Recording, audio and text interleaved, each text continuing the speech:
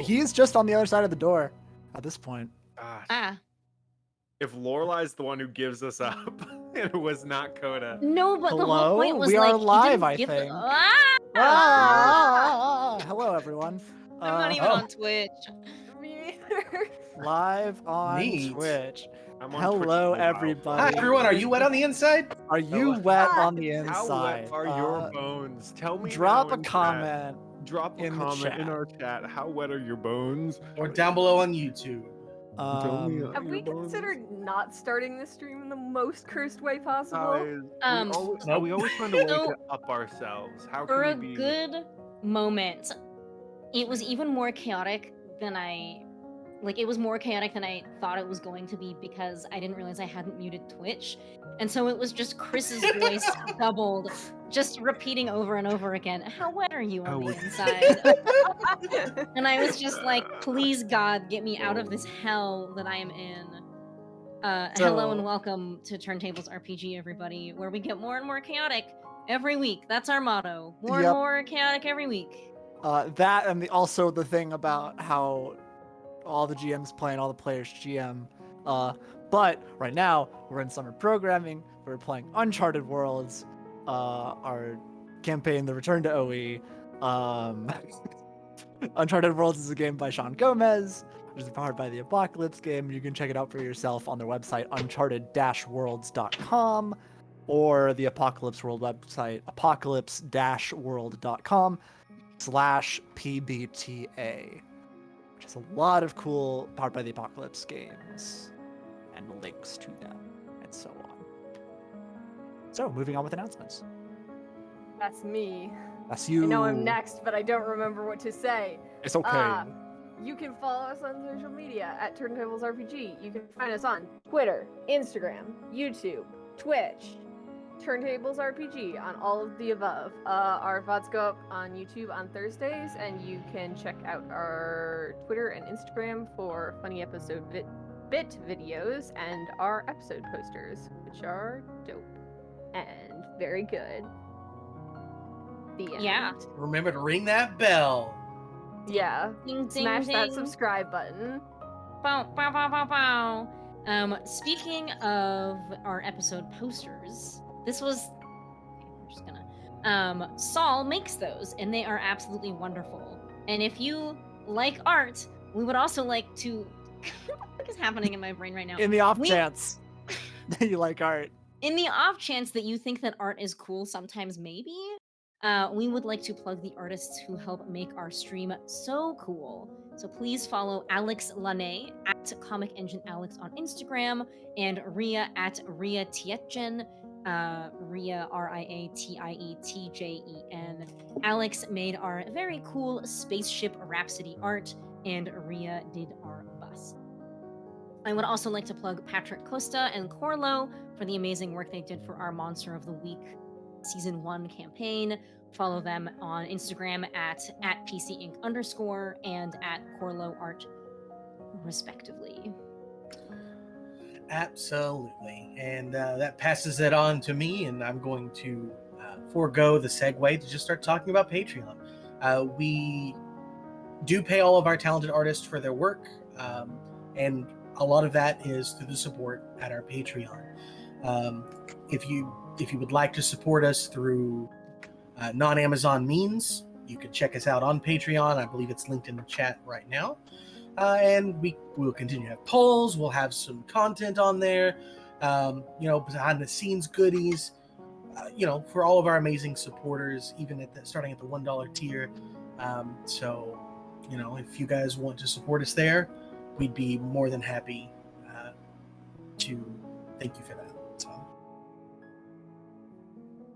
And of course, if you would like to support us through the method of the Amazon, our lords and masters of Amazon, you may do that with such amazing things as Twitch Prime. Exactly. If you have an Amazon Prime account, you can connect it to your Twitch account and therefore get a free subscription to whatever little good Twitch streamer you like. whichever one that feels good on the eyes. Send a little Twitch money to your primesies. We got some emotes if you want. If you do subscribe, we got the Space Baby and New Planet just dropped. If you, I don't know if we still have Big ZDs. I think Big ZDs has returned for 1 month only. If we keep up subscribing, if you, of course, it can be more than 1 month. If more of you subscribe, tell your friends, tell your family, because the more subscribers we get, the more emotes we can get. We have And to. We keep Zach the possum locked away in a freezer, except when we have enough subscribers to let him out. So please. Just as the original Zach Possum died in the freezer of the original Big ZDs and was found and then stuffed and taxidermied to become the mascot of the Big ZDs franchise. This is all lore for our normal programming during the year, Monster of the Week. Please watch all that on YouTube, as mentioned by Mars. Anyway, just give me your Twitch primes, please. That's all I can say, really.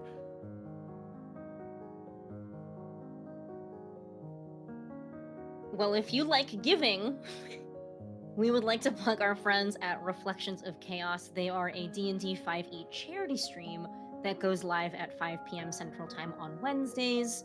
This Wednesday, they will be having a casual game night with Pico Park, Jackbox Games, and more. If you are like me and you like chaos and reflecting on such chaos, Jackbox Games are a fun way to spend your time. You can check them out at twitch.tv/Aurelia. That is AUR3LLIA. Cool. And if you're in an even more giving mood, buy my grandmother's book. It's called The Antics of Roy Troy. It's on Amazon right now in paperback and Kindle. Oh my god, there it is. Oh. There in all its Wow. paperback glory. Has original illustrations by me. That there is one of them. That is chapter 2. Look, there's an owl. I love it is an owl. owls. Chris made this with I did his make that. with his iPad, his hands. No, well, those were actually drawn by hand, and then I digitized them. I scanned them in. Well, I'm gonna hijack that really quick. Eric, I'm sorry I'm taking your final job here and saying that, hey, Masha, you know what you could do with that book? You could pack that book and take it to Gen Con this weekend, where we are going to be. Yeah, That's baby. right. Unfortunately, Chris can't make it, so he cannot sign his grandmother's book for you at Really this sad point in about time, but soon. But we will all be, the rest of us will be at Gen Con this coming weekend in Indianapolis, Indiana. So just, so that's, we mentioned that because of 2 reasons. Number 1, next week, going to be exhausted. So we're probably going to, or actually not even probably, next Tuesday, we're not going to be having a typical stream. We are going to be having a more laid back stream, maybe some aforementioned Jackbox Games, and that sort of thing. And if any of you are going to be at Gen Con, feel free to come say hello to us. We will be observing the recommended social distancing as far as, staying away from people that we're not sure. We're going to be wearing masks, things like that. But if you do somehow recognize us, feel free to come say hello. All of us have already discussed that we are okay with that. So, yeah, I don't know if anybody is going to be there, but the invitation is up. And I will say also, just to clarify, Dez is not going to be there. I know that we haven't seen him in a little while, but unfortunately, he will not be coming. But the rest of us, Dustin, Eric, Mars, Saul, and myself, will be there. Some of us will be cosplaying. All of us will be chaotic. I don't know, man. Let me talk. Wow. You did. You let you talk. You did. That was your decision.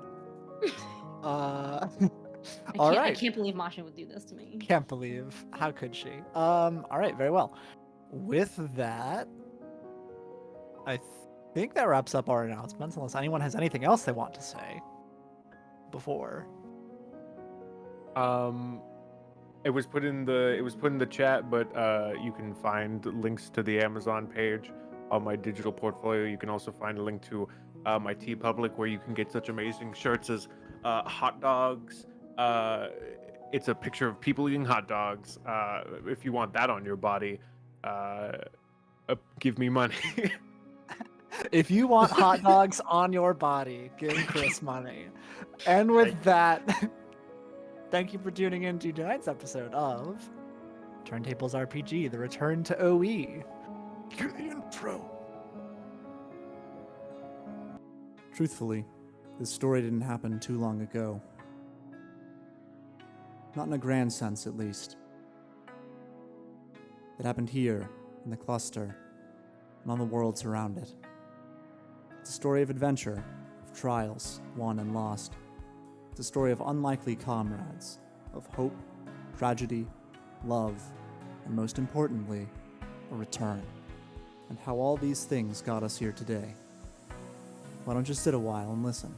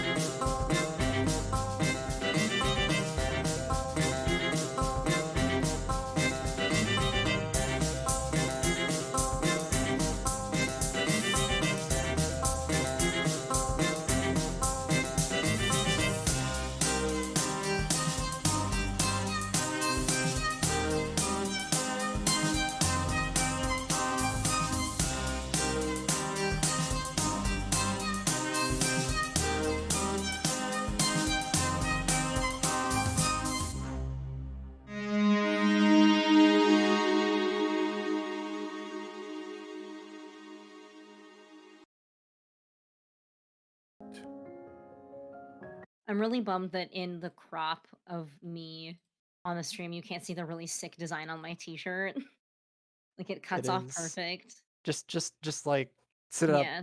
stand let up a little me- bit to show people.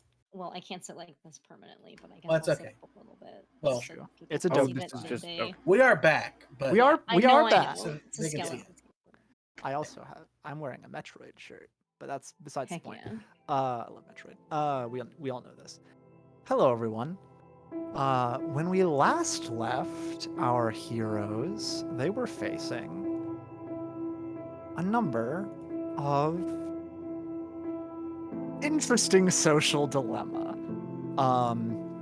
The party at the moment is split in twain. Coda, Janus, and your ally, Donatella Fantome, have set to walk the halls of Bruzark's castle in an attempt to find his chambers, and in doing so, also, presumably, the box that contains another piece of the key and the OE protocol. Rusty and Lorelei remained in the party. Lorelei having a interesting conversation with Bruzark on the balcony. Just before we left off last week. We are going to pick up with our group of friends who are moving through the hallways. Coda, Janus, and Donatella. Okay.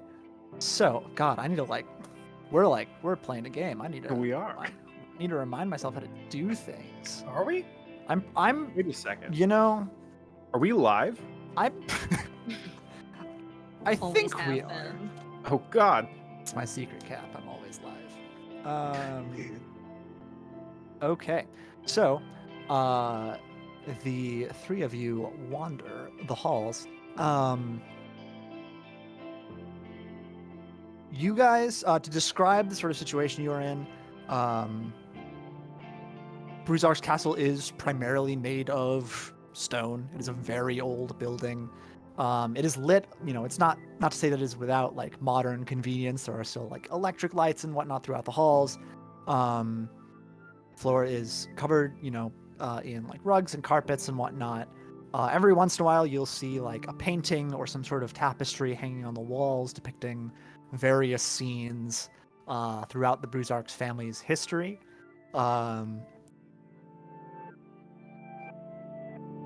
Eventually, as Donatella sort of leads the two of you, you come to a turn in the hallway. Donatella sort of looks around it and turns back to the two of you and says, "All right, I believe his room should be around the corner. It is guarded. And if you guys can like glance around the corner as well and see, there are two of Bruzark's personal guard standing there. They are dressed in black military fatigue. They are, as opposed to the Aeschylean soldiers you've seen prior, their faces are completely obscured. They wear a fairly sleek, narrow helmet that completely obscures their face behind a black sort of screen. They have the sort of little eye insignia on their chest and on their shoulders, and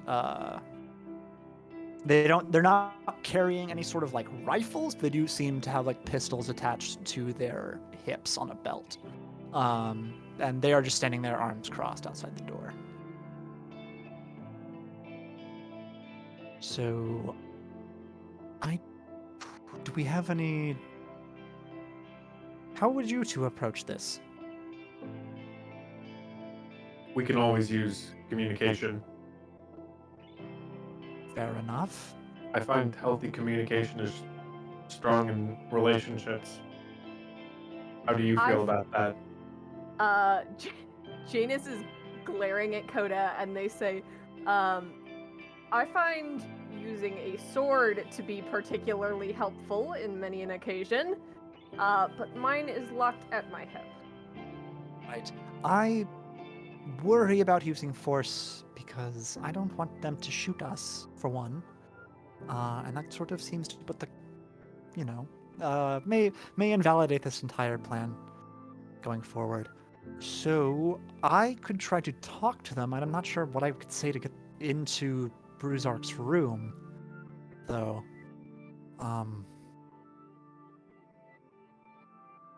One of us could also cause some sort of distraction down the hall or something, and maybe they'd just leave, but I can't see them both leaving. That's fair. I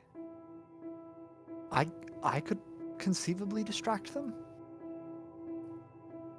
But that could potentially go bad in the sense that, well, depends on how you distract them. If you distract them in a way that presents you as you're in some sort of trouble, that might lead them to take you away to a secure location, which will affect our future plans.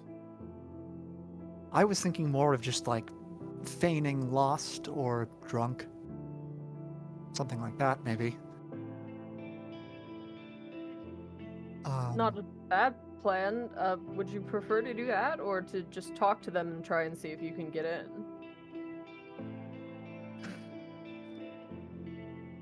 I'm not sure.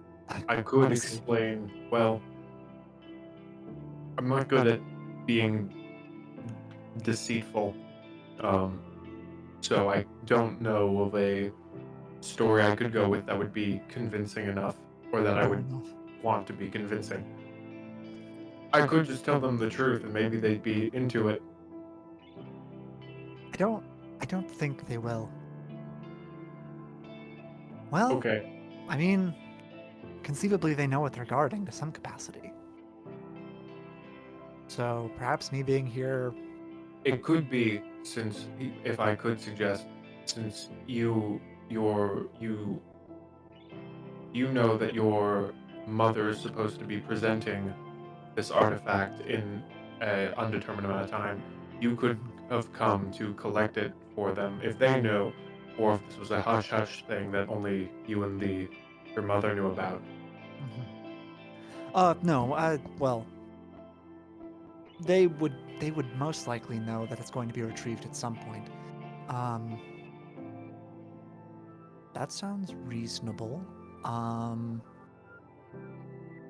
Very well. I'm willing to try that if you all are. I've got no qualms with the issue or idea. Okay. What do we do if this goes wrong? We must accept the consequences for our actions and go to jail. Absolutely not. I don't think Uh, I would. No. Not an option. Well, it How is do an we still option. get in? How do we? Okay. How do we still get into this room if that goes wrong?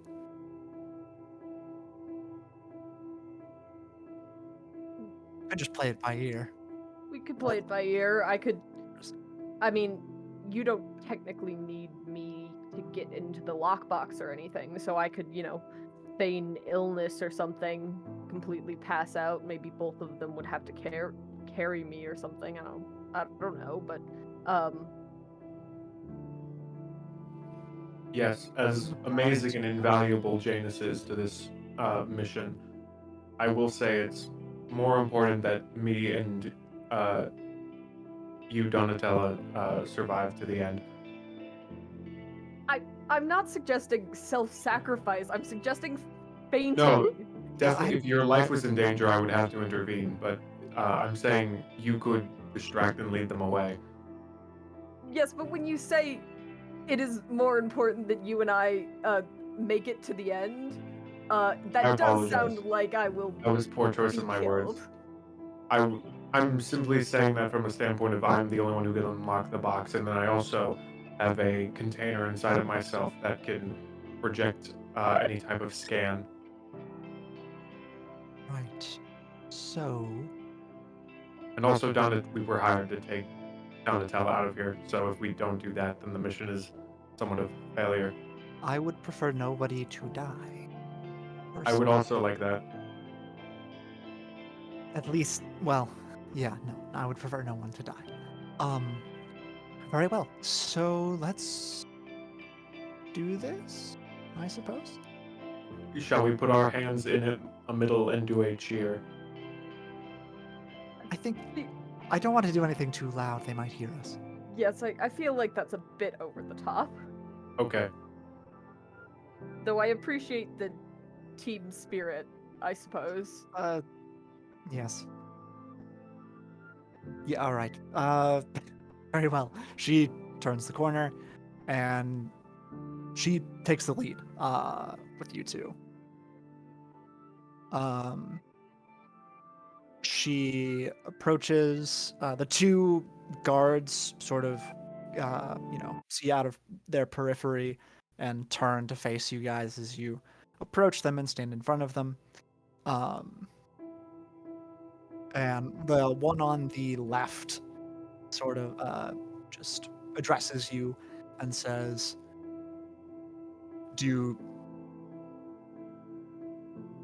Miss Fantome, can we help you with anything? And Donatella says, yes, as you know, my mother is going to be making an announcement tonight and needs access to the secured crate within this room. I would like to take a look at the payload. And I am going to ask one of you to roll. This is not technically the move of an ally, but it is something being done by an ally. So I would like one of you to roll influence, get involved plus influence. How much influence do you have, Janus? I assume you have more than me. I have 2, yes. Okay. Yes. I only have 1. Alright, I can roll get involved. Perfect. I'm terrified to roll this. 7 plus 2 is 9.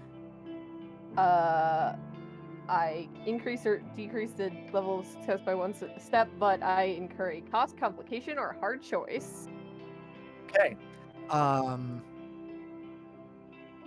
The guard, the guard you were, who was addressing you, looks to the other one and says, "Very well. We will allow you inside." And he turns back and enters a code on the door. The door slides open, This is very, I should note, pretty fucking big door. Like around 10 feet tall, roughly. The door sort of with you hear like a mechanical hiss and it just slides open. And you guys step into the room and the guard follows you in. Crap. And as you enter the room, the lights flicker on, and you see across from you at the far wall. You are now inside Bruzark's, personal study, and you see across from you at the far wall the 8.5-foot tall body of Baron Bruzark, the He's same that you saw on Fortuna. Oh, it's his. Okay, it's just his clothes. And now we are going to move back to those of you at the party. And I'm going to send a song for you to play, Chris, because of how music has to happen now. All the bots. R.I.P. Rhythm. R.I.P. Rhythm. Rhythm is dead, so I am now the R.I.P. music man. Groovy. We don't need Groovy Bot. We've got Chris Bot. We have Chris Bot. We've got Music Man. All right. Those of you at the party. So just really quickly, I just want to make sure. Yes. Do you remember what Rusty was doing when we last left him? Specifically, I not specifically. I know you were. I think the last thing you did was talk to Klein. Yeah, but he was doing something else while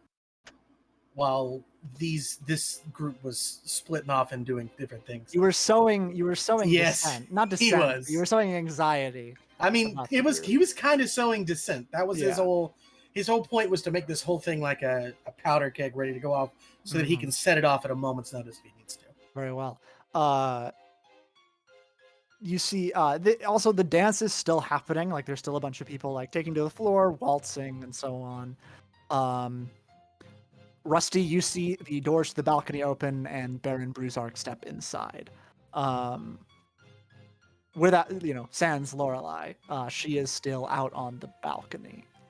No, he Lorelei, punted her. Bruzark says to you, I thought so, and turns and re-enters the party from where you were. Do either of you do anything immediately? Can I, in any way, suss out the vibe of that reaction that he gave me? Because, intonation is very important. Sure. And I, Masha, sometimes have a hard time knowing exactly what he is Okay. trying to be brought across. So, Yeah. I can't remember.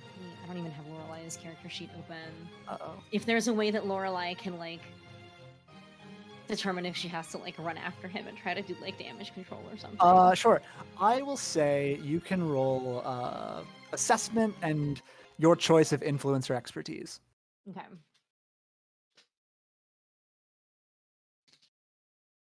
Baby's first roll of the night. Here we go. You said influence or expertise? Yeah, your choice of them. Okay.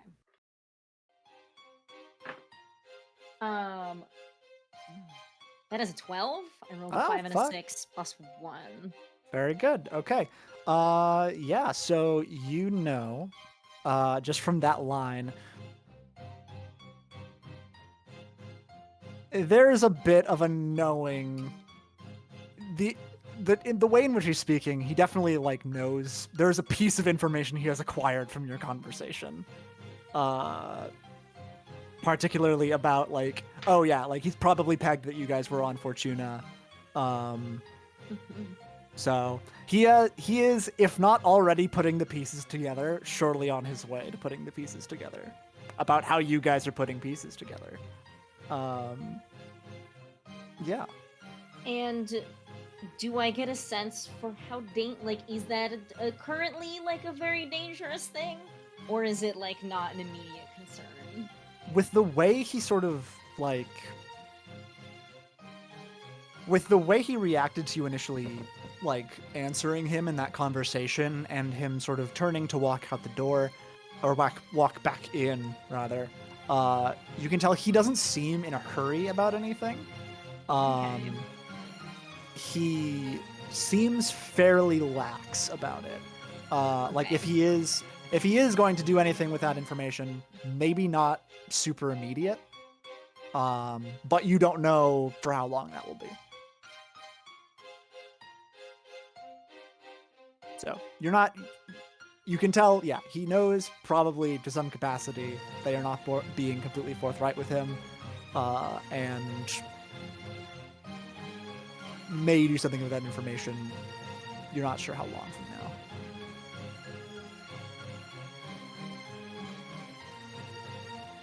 I think that I will wait whatever is a socially acceptable amount of time before going back inside. Okay. Just spend a little bit more time on the balcony, feeling the cool air and taking a deep breath. Having not been punted off of this balcony by a very tall, mostly robot man. You have survived a social encounter with Baron By the Bruiser. skin of my teeth, man. By the skin of my teeth. Yes. So yeah, Bruiser re-enters. He mostly sort of just hangs around the edges. He passes you, Rusty. Makes his way to the other side of the room. I trip him. No, I don't actually. Ooh, That would have been. That would be so funny though. that would be Tasty. a wild check. It would shake the whole building. Yeah.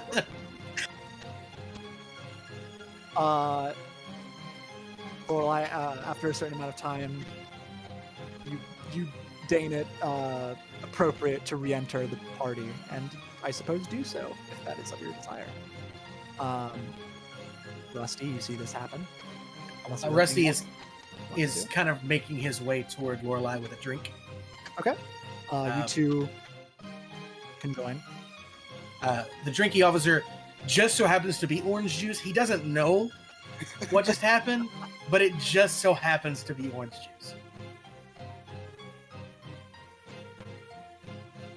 I think you see Lorelei's face go kind of pale as she takes the orange.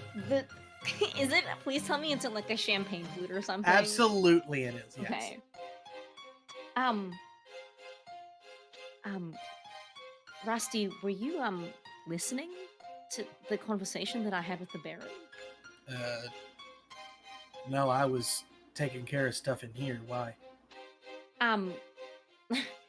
No reason in particular. We just got to talking about citrus. So that's why there's so much orange juice over there. It's I hadn't noticed it earlier, but I don't know. I mean, I guess it's good to have something for folks that like to stay dry, you know. Well, Not I thought everybody it was likes just for it. mixing.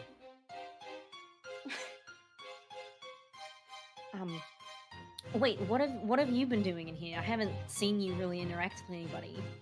Yeah. Well, when you went out there, I started making everyone in here feel incredibly uncomfortable about the announcement coming up. That's... If you're the one making everybody uncomfortable, which one of us is supposed to make them comfortable again? You know that you're the most charismatic of all of us, right? Yeah, but like the point was to make them uncomfortable so that hopefully with a few well-placed words in the right ears, we can get us a distraction to get out of here. That's not a bad idea, and also, as a reminder, I have this skill that allows me to command a group of NPCs. Yeah, me too. Do you have that too? It's a different one, but yeah, it's yeah, something like that. I wanna play a game where you and I both try to command NPCs and see who just rolls better, and we're just both of us are shouting from opposite ends of the room. Because it worked so well when Janus and I played checkers. Yeah, I mean, and okay, I like this as a reminder of what happened last week. We know that they've like gone off to the Baron's study, correct? Like we know that they've left them I there. believe so, yes. Okay. Rusty definitely does because he sent her over to them. Yeah, I forget her title. She doesn't have one really. She's Okay. just it's like if you're the daughter of the president, you don't really have like a You're Okay. just just the daughter of the president. Yeah, she's the daughter of the Primarch, so that's it. Just making sure. Still like a sick title, I would argue. Yeah. So at what point do you think we should start to worry about how much time it's taken for them to get back? Well, you've met them. Right. So now. So like 10 minutes ago when they left. Yes. That's why I started to work on a distraction.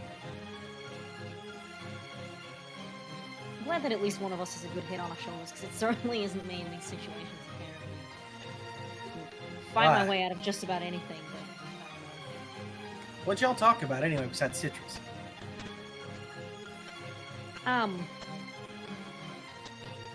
Things got weirdly tense. This whole time I thought that interacting with the when we saw the Baron for the first time, I thought probably like really hot underneath all of that. But it turned out that he's actually like really fucking scary. Really? You And it's mean like- the giant who's part robot is really scary? Look, I don't yuck your yum, so I don't want to hear it. But Excuse me? you're not okay. Another Uh, robot, another one of like Coda's like Hello, my name is Kyle. Nice to meet you. I'm here as well for some reason. Hi, my name is Chad, and I'm a robot. I punch him. No, but Go on.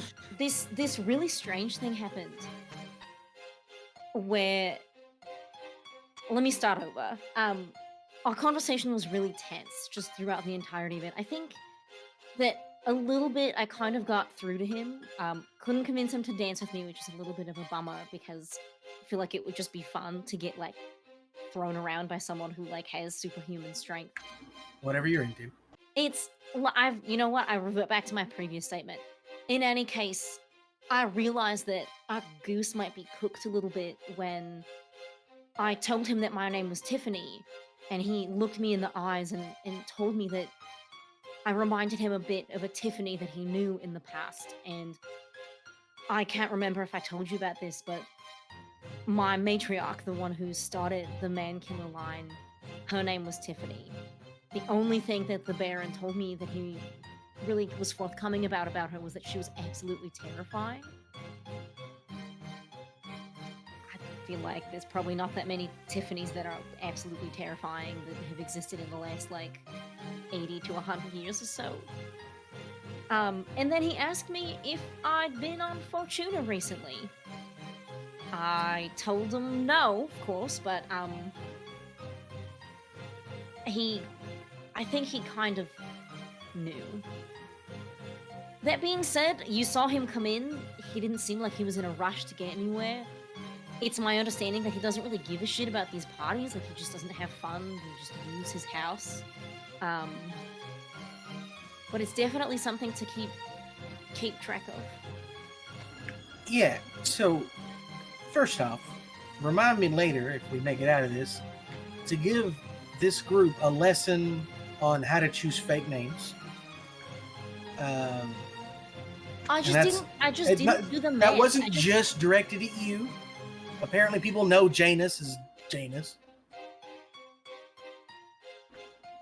But, you got to choose a nobody name like what I chose. A complete nobody. What kind of a name is Chuck anyway? It's silly. Yeah, it is. What kind of a last name is Duval anyway? It's I don't weird. know. Yeah, exactly.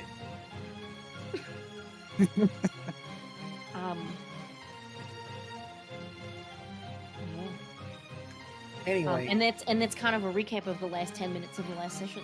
yeah, well, part 2, we really need to keep an eye on him now. As well as anyone he talks to. Because the problem comes not when he goes to do something, but when he tells somebody else to go do something. Specifically if he remembers what our ship looked like. It doesn't exactly blend in. Yeah, I know. It's a damn pretty ship. Well, I kind of like pop my head around. Where is the Baron now? Is he still visible? The Baron It is gone. is no. Bum, bum, bum. He is on What the Baron? He's on the far side of the room, as I mentioned before. He moved across to the other side, and he is presently. It seems like. How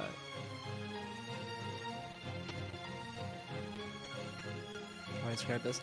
It seems like General Klein has taken a break from like dancing with his wife to talk. He's just like found his way over and is trying to strike up conversation with the Baron, basically. And the Baron seems like is kind of like looking down at him and then just like up and away, sort of passively entertaining the conversation. That's going on with him.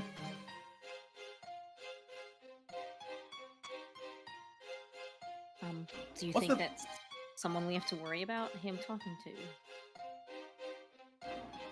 No. I don't think he'd listen to any commands. What's the Primarch doing? Primarch presently is dancing. She has a partner in Governor Bohannon, who is like definitely not leading their dance. The Primarch is sort of just like leading him along as he very sort of passively just follows with. The thing about the governor is he always seems like he's like mentally somewhere else, just wholly uninvolved in whatever's happening presently. Me at a dance. Yeah. Me, like 90% of the time. Yeah. But they are like they're just doing a fairly normal dance, as the music plays.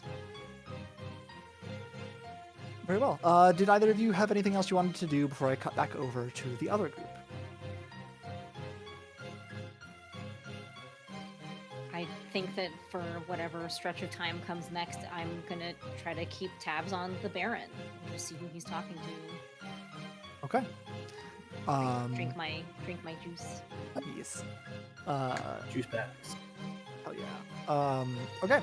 We are going to cut back over to the group of you in Bruzark's study. You enter, and one of the guards follows you in. To describe Bruzark's study in further detail, as I said before, you see the 8.5-foot form of Bruzark, the large leather and like steel form with the gas mask and visor. The wide-brimmed hat he was wearing is mounted on a wall. So it is just, as you are seeing it, just sort of like a disc, like shield, basically, shape. There is, let's see, there is a desk in here with a sort of personal terminal. There are various pieces of art. There's a massive family portrait hanging above the terminal and desk. There is, you see like adjacent to this massive form, sort of a lot of like mechanical equipment, like stuff that would be used for maintenance or replacing like parts on machinery,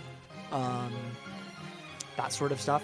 The floor has a rug, very ornate sort of rug. There's a chandelier hanging from the ceiling.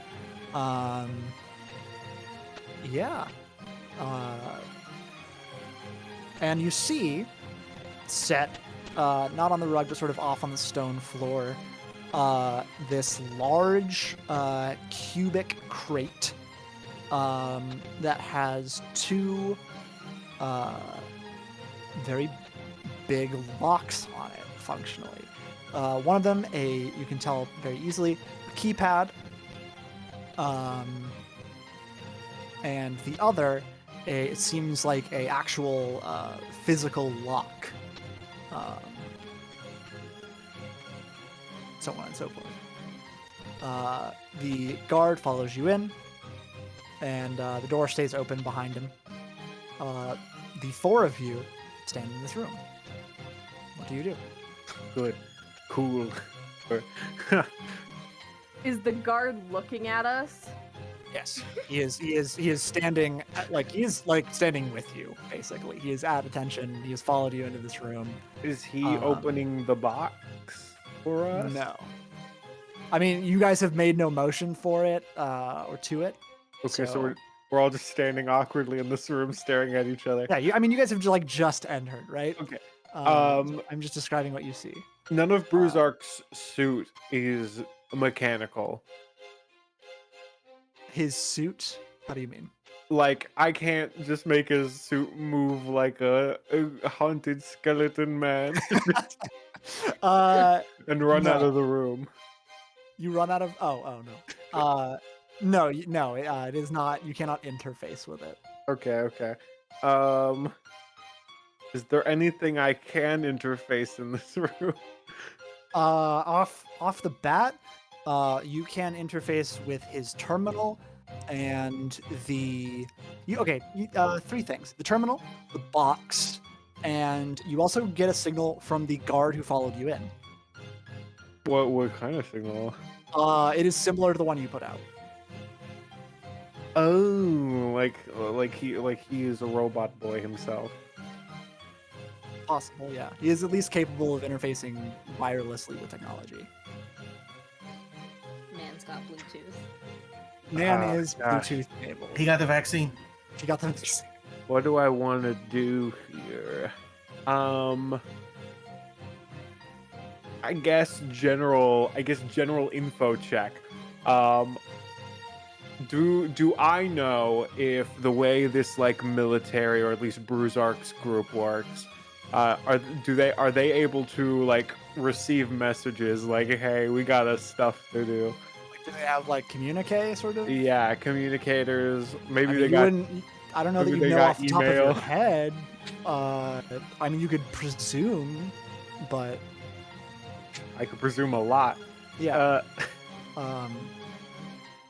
Donatello looks back to the guard and says, "Thank you for allowing us in. That's all. The service we need from you for now. We will take it from here." And the guard says, "I was ordered to guard this crate. It would be best if I oversaw any activities within Bruzark's room." Okay. Well, at least turn around while we're going to open it. We wouldn't want you seeing the passcode. We also don't have the key, right? Right? Yeah, I mean that as well.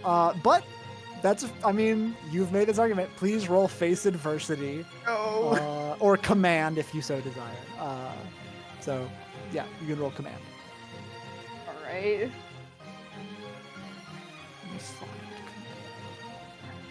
And it's plus influence. Okay. Yeah. God, I'm so worried. Ha! Oh That's no. a 5. Oh no. Oh no. Okay. As Why doesn't this game have a luck You can mechanic? also roll to get involved to try to help out as well, if you want Coda. Okay.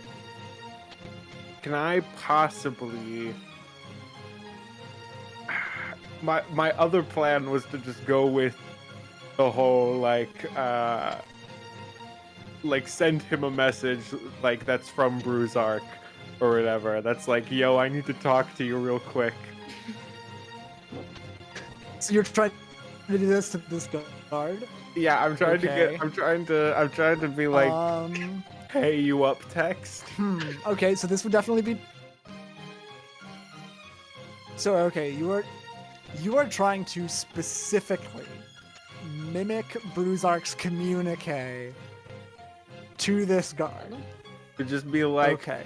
like, yo, go and chill. Not like, but like, you mean like, I have a problem. I need to talk to you. Okay. I guess. I guess this is get involved plus interface. I mean, that works for me. Honestly. Yeah, that works for me. Okay, cool. So I rolled 2 3s, so that's a 6. Plus my 2 is an 8. Okay. So an 8 on get involved. Let's see. 7 to 9 is above, but you incur a cost, complication, or hard choice. So you can turn this basically into a partial success. And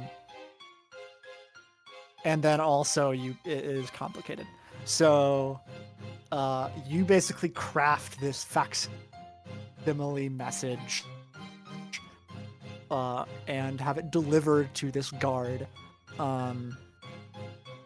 He stands silently for a moment, reaches a hand up to the side of his helmet, puts it back down.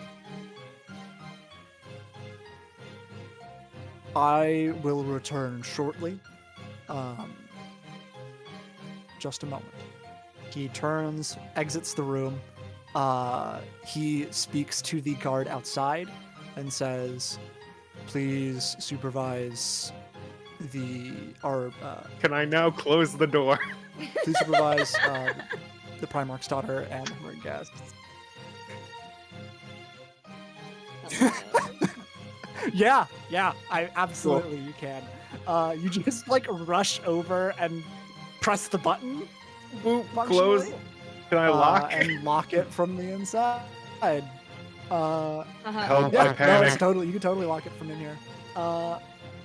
Donatella's eyes go wide. Fuck. All right. So We fucked up. How did we fuck up already? we have a time. It's okay. We have a timetable now. Come, everyone just stay. Once we get out of the room, we can pretend like we don't know why the door closed and locked. Do you Or not think bangs. they saw you like run over there, or Coda like knocks on the door like, help, I don't know why the door closed. This I is cannot open the door. such a 180 in Coda's personality, and I'm living for it. He's trying. I'm trying. No, I'm living for it. It's very good. Yeah. The door has locked. I cannot open it because the door is locked. You hear on the other side of the door, we will retrieve additional security to help us get you out of the room. Please Thank you. do not tamper with anything with inside until we get this situation resolved. I will not comment on that. And then he. And we yeah, won't? Okay, Donatello cool. says, "Okay, so this fucking crate, we need to get it open." So as described before, it is this cube-shaped crate, black metal, has 2 locks on it: a keypad digital lock and a mechanical lock. As I described, you can interface with this wirelessly. Okay. I think I'm gonna start with the thing I know how to do, which is sunglasses hacker man. Okay. Go ahead and roll face adversity, or no, access. It would be access plus interface. Mhm. Okay, I rolled a 6 and a 3, which is a 9, plus my 2 is an 11. 11, so that is a total success. You reach out into this crate. Fairly simple. It is, I mean, for all intents and purposes, I mean, a very complicated algorithmic system by which this thing like gets its like it constantly changing sort of passcode that updates every like 10 minutes. You are able to solve and understand this algorithm very easily and input a correct code, and that part of the lock disengages. There's still a physical lock here. Okay, cool. Anyone got the key? No. I Are was- either of assume- you able to pick a lock? I can try. I not. Normally, I just take a knife to it or whatever, but that's not really an option here. It would be good if we would be able to close Yes. the lock once we're done. That as well. Yes, there's a little physical trace that we can leave. If they come back and the box is shut, we should be safe until, at the very least, they come to get it for the announcement. And then we can hide it inside my body. I can try. Yes. Ignoring what Coda said, because I would like to ignore what Coda said. I can try and I might as well try and get started, and you all can look around for the key or something. If you want, Or we can. With the Baron, We can, you- yeah, we can search the room. Okay. What was that, Coda? I was was that, just Coda? saying it would be very interesting if the Baron decided to hide the key to the chest in the same room that the chest is in. well, maybe he has a lock-picking kit or something. I don't know, man. Okay. Yeah, I guess while There Janus is, does that. I should note there is also a window to this room. There's a tall, paned glass window. Like, how far the drop, though? Or I assume we're not on, like, the first floor. Yeah, you're not. I mean, So just in case Bruiser's things Castle get really is- bad, we can end it all before Yeah. they take us captive. Yeah, Bruiser's Before Castle is Blizzard built like hunts on you. the top of a hill, Perfect. and so it is a decent drop, probably 60 feet to the ground, and is there, like, even a then the ground ledge is or sloped, something? Is there, like, a ledge or something we can, like... I'm just imagining we get like the... Assassin's Creed. Yeah, we get the piece, and then we hop out the window and, like, shimmy on back to the ballroom. Hard to tell from this angle. Okay, cool. We'll consider that at the very last moment. Janus is picking the lock. Yep. Janus is Oh. going to try and pick the lock. Very well. This would be, I suppose, face adversity. I think metal makes the most sense. I was Metal- worried you were gonna say that. Metal or well, no, it is skill actually. This Yeah. lockpicking is a skill, so I could say you could roll expertise. Okay. I have -1 metal, so definitely not gonna be for me. That's a 7, Okay. which isn't great, but So It's better than a 5. on Yeah. a 7. On a 7 and 9, the danger is overcome, but at a price. The GM will offer you a cost or a hard choice. So, you can. Let's see. As you are picking this lock, you realize that because of the way it is set, you will have to likely damage the lock to some capacity to fully open it. Just because of the what you have on hand and the complexity of it, it is very difficult to open it. It'd actually be it would be impossible to open it without breaking it at least a little bit. But yes. but it you'd won't have- be like a super noticeable at like first glance.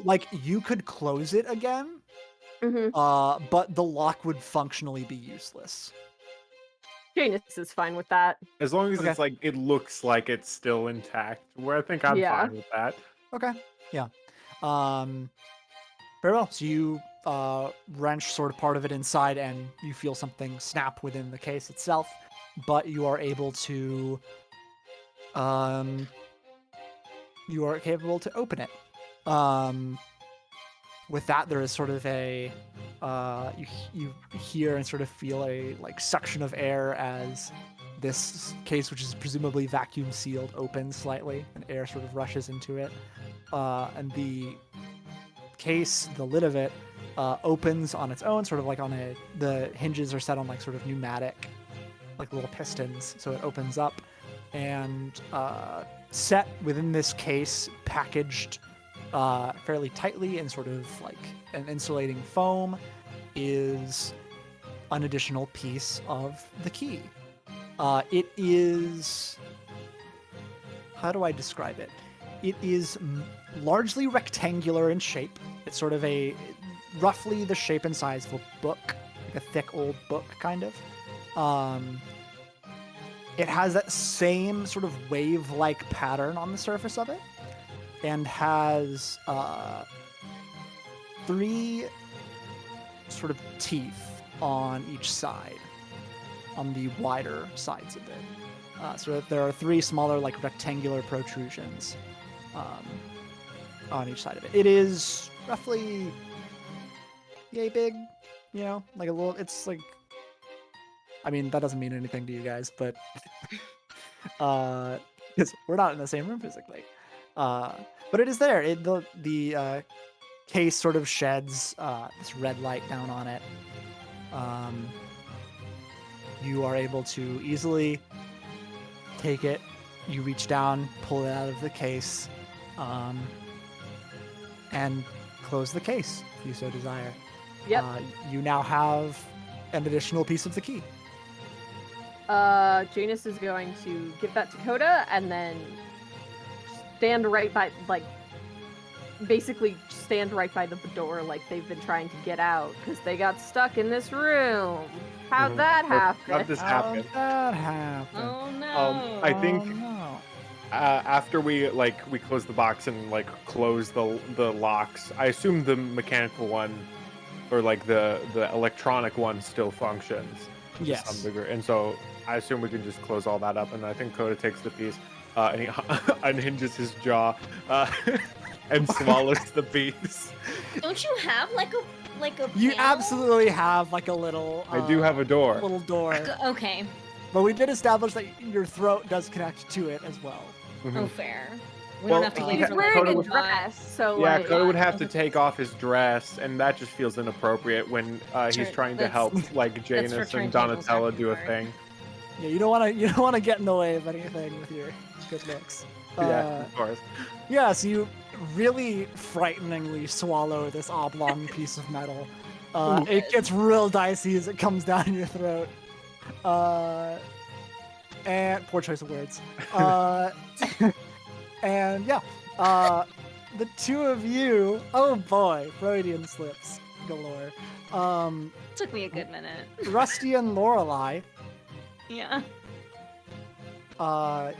you see 2 of Bruzark's personal guard enter the room and approach Bruzark, interrupting his conversation with Patrick Klein. They obviously you don't see them seeking anything. They are wearing, they're fully masked. Good. Bruzark looks at them, nods, and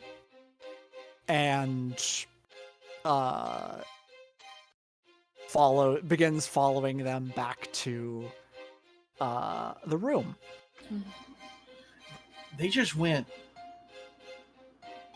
in the direction of right, they went the same.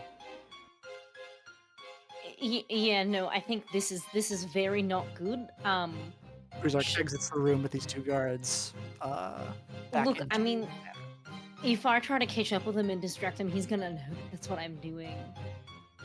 And he's already seen me talking with you. Fuck. Well, Pogo approaches you guys. hey Pogo, Yeah, you just see that, or are you just coming over here just so happen to be here? I did see that. That is It's bad. not good. No, I it's not imagine. good. So, you guys want me to get your guns? Yes, I do.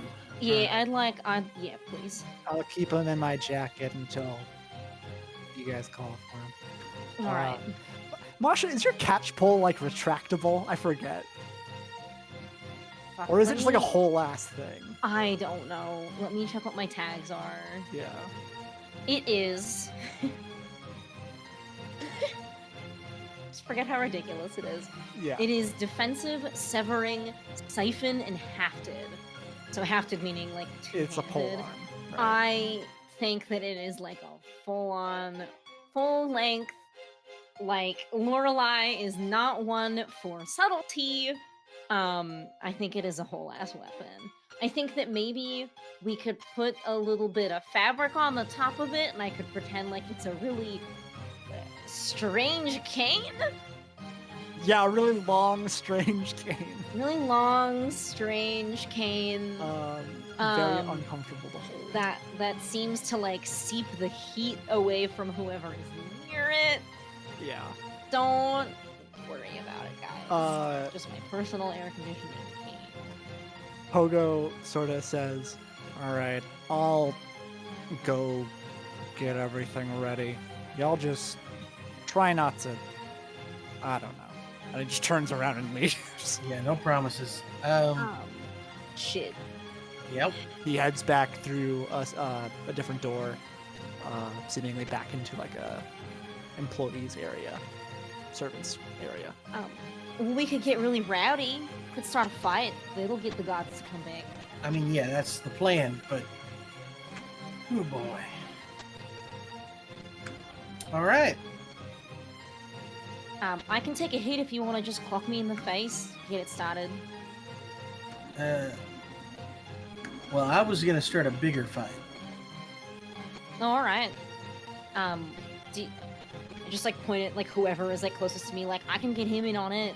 I can punch him. Just some dude, just like Just some guy. yeah, Huh? just like huh? Don't worry about it. It doesn't concern you.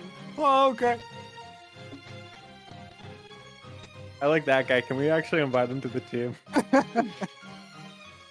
None of my business. My business guys. Oh my business. I'm just a +1. I was just invited you. Just a guy. Just a guy.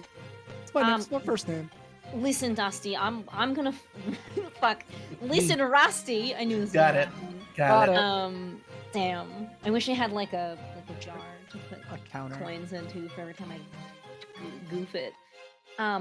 Listen, I'm gonna follow your lead. You're the one who kind of sowing the seeds of dissent in the crowd.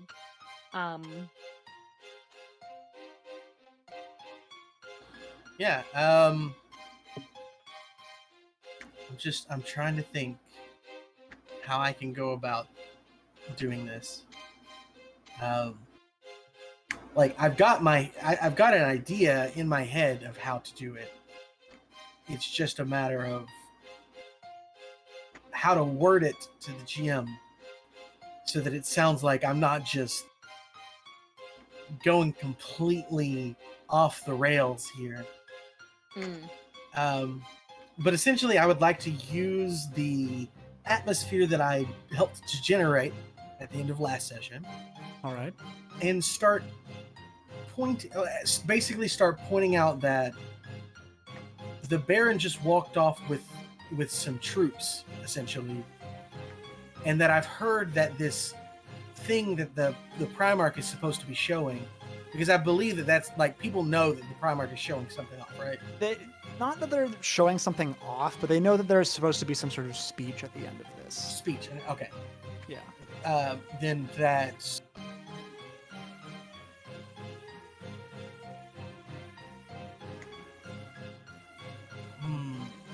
do I go they're about to all get forcefully drafted route? I think so, because these are all very like noble Yeah, these people are not. here, right? These are not. Yeah, I mean, probably the only people in this room who've seen combat are. I mean, you guys. I mean, Breezark's no longer here, and you know for a fact Klein. Yeah, I think that's what Rusty is going to do, is start to mention that they're about to, like, basically to start this up, that they're all about to get properly drafted, and that they need to start, like, getting mad about this now. Hell yeah. So getting mad about it or getting out of here. Either or. Let them fight or flight it. Okay. Go ahead and roll face adversity plus influence.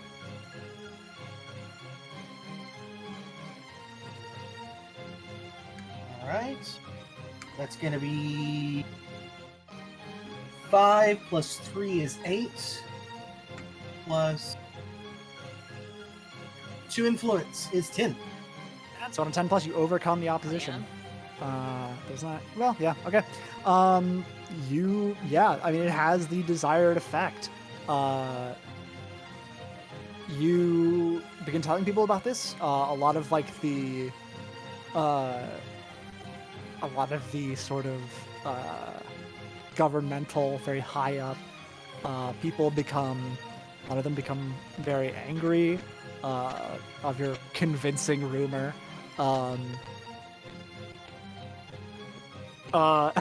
The governor, when I don't know if you say this to the governor or like you just like, or someone else whispers it to him, but he's just like, what? Oh, goodness. And he just books it. He just leaves. I use that as ammo too. The governor just booked it. Yeah, Like, definitely, that helps like, you. yeah. Klein at some point catches wind of this as well, and his eyes go wide. He, he keeps his wife closer to him. Yeah. Very well. Are you just watching all this happen, Lorelai, or did you want to do anything else? I think Lorelai is going to grab another glass of champagne Okay. and down it because this is stressful. Very well. And then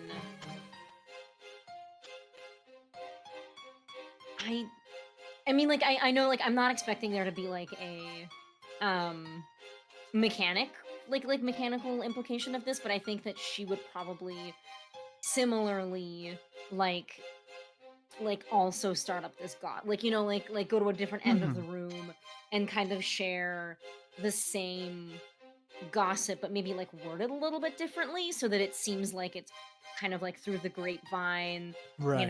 whatever. Okay. Maybe she even takes a moment to like go to the ladies' restroom and be like, I can't believe it, like I'm freaking out, like this is happening. Okay, yeah. And yeah, Totally.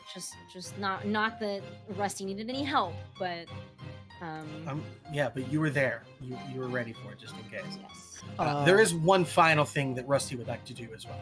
Okay. He's going to accidentally shove one person into another. God. Okay. And if he can, Yeah. it's going to be someone who seems to be pro, like either like someone who's angry versus someone who's running. Like, basically, I want to push together two fronts and Okay. just see the tornado in this. Okay. Pretty diabolical. Not sure exactly what to ask you to roll for this. It's not This is kind of launch assault. Okay. You are like body checking someone technically. Yeah. For flavor, we'll call it launch assault. So go ahead and roll plus physique. And you got it. That's a 5 plus a 6 plus a 1. Damn. All right. These dice love me tonight. Actually, they've just- loved me the past 2 weeks. Yeah, you've done very well. Must be You nice. successfully accomplished this body check. You bump just any random person into any other random person. This guy's like holding a drink. It's the guy who was like nearby before when you guys were Oh, talking. now I feel bad. He's got like he's got like a small plate of hors d'oeuvres and like a drink in his hand, and you just like bump him into someone who's like standing across from him he's in conversation with. Or no, I think it's like he's walking somewhere and then you sort of bump him or like trip him a little bit and he like collapses onto someone else and gets like food and drink all over their back. So sad. And he's like, oh shit, man, I'm so sorry. The shoes are a little too big for my feet. I apologize. Let me get you like a napkin or something. And the guy he talks to is just like, hey, how about you watch where you're fucking walking, man, all right? And he just Yeah, watch where you're going. he's like, hey, listen, I'm sorry. I didn't mean I just tripped. I'm good. I'm gonna get out of here. The guy just leaves. He exits Poor man. the Can't room. let him get away with that. So you've successfully riled up people even further. We're gonna cut back over to Coda and Janus. The two of you are You have successfully retrieved the piece of the key. You are standing in Bruzark's room. There has been no sign that anyone is outside of the door yet. Do we want to quickly run out the door, or jump out the window, or wait for them to come back? If we run now, we need to go. Okay. And As then in Coda's gonna from the open door. premises with your friends. I don't know how we can alert them. Coda's gonna open the door and then just scream, "Run!" You open the door. Donatella just fuck. She very quickly takes off her shoes and she's got like heels on. And begins running after. Janus, do you run along as well? Do you want to do anything else in this room before you go? I do. Okay. I so badly do. So how does this Bruzard bodysuit work? Is it like a mech? Could I mean, Janus, Please let it be a mech. could we can Janus say- like pilot No, it? but it's the size of Bruzark. We can Bruzark say is that, just like, a big guy. during Coda sort of like engaging with the lock, you inspected it. It is like 90% of a robotic body. And how much of him is? It is. I mean, it is just missing like. It's sort of hard to like get around because it's sort of like up against a wall a little bit. You sort of like crane your head and look in. It sort of looks like there is like an empty cavity in it that looks like something could be presumably Bruzark would be attached to it and then could come into control of that body. Could Janus fit in there? No, it is not. It is Damn not it. human sized. It is not a mech, right? There's not like analog controls in there. Oh, it's basically it's like power Bruzark armor. is Bruzark is Okay. like a torso with no arms and a head, and he just like slots into it. More or less. Yeah, It's like Darth Vader's armor. a little bit. Like not Okay. exactly because it's not his life. Are you guys Um, familiar with Darkest Dungeon? There are these enemies that you fight that are just like a head and a spinal cord that like float around, and that's what I'm Yeah. picturing right now, and it's just an awful. Yeah. The second one awful comes out in mental image. October. I'm super Does hyped it? about it. Oh, Yeah. I'm hyped Yeah. now. The Early second access. one? Early access begins October 26th. So Heck yeah. we're not sponsored by them, but. it's But we a- could be. Oh, we We could could be. be. We come up with enough horrible shit. That's Listen, true. yeah, here's That's the much, truth. really. If you guys want to sponsor us, I will make a new character for our Monster of the Week campaign and play 3 characters. God. Wait, just not related to who's sponsoring at all. Just you're making a third character. No. I'll make one based on Darkest Dungeon. Granted, our entire adventure is based on Darkest Dungeon. just to the Don't modern give away day. our secrets, man. Okay. Okay, so we're Um, running. Do you want to do Janus- anything else before you dip, Janus? Janus is going to. So their sword is like locked in the. What's it called? In the scabbard, basically, yes. Scabbard, yes. They're just going to take the whole thing off and start, like, just try and knock No. this thing over and then, like, try and beat it up a little bit. So that could- Bruzark will be slightly less formidable, and then they're gonna run. Okay. I think this is just face adversity plus physique. Alright? You were just trying to do blunt force damage to this. Just, like, fuck up Just something fuck in it up. there. Fucking Put up some- his Fuck it up. second body. That's an 11. We've moved. Holy shit. Put some We've moved thumbtacks past- in there. We've moved past trying to hide the fact that we were in this room.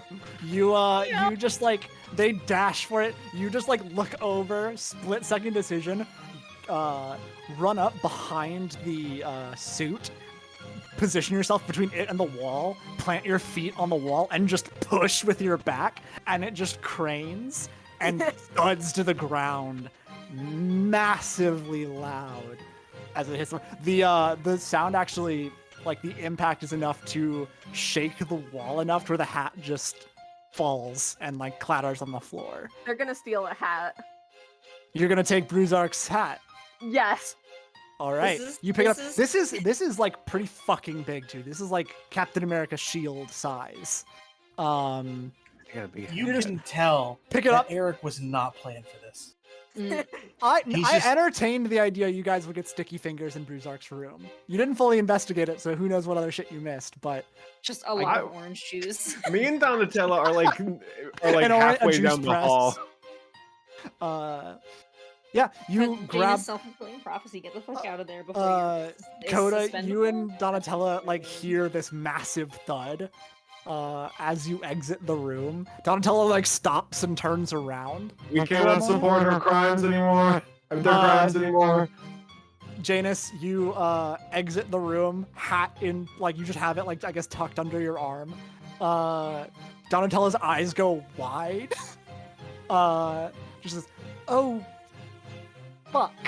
There goes. All right. Turns continues running.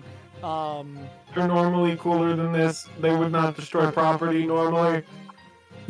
I'm cool as fuck. I normally destroy property. This is a regular thing for me. Ah, Okay. What is the plan from here run.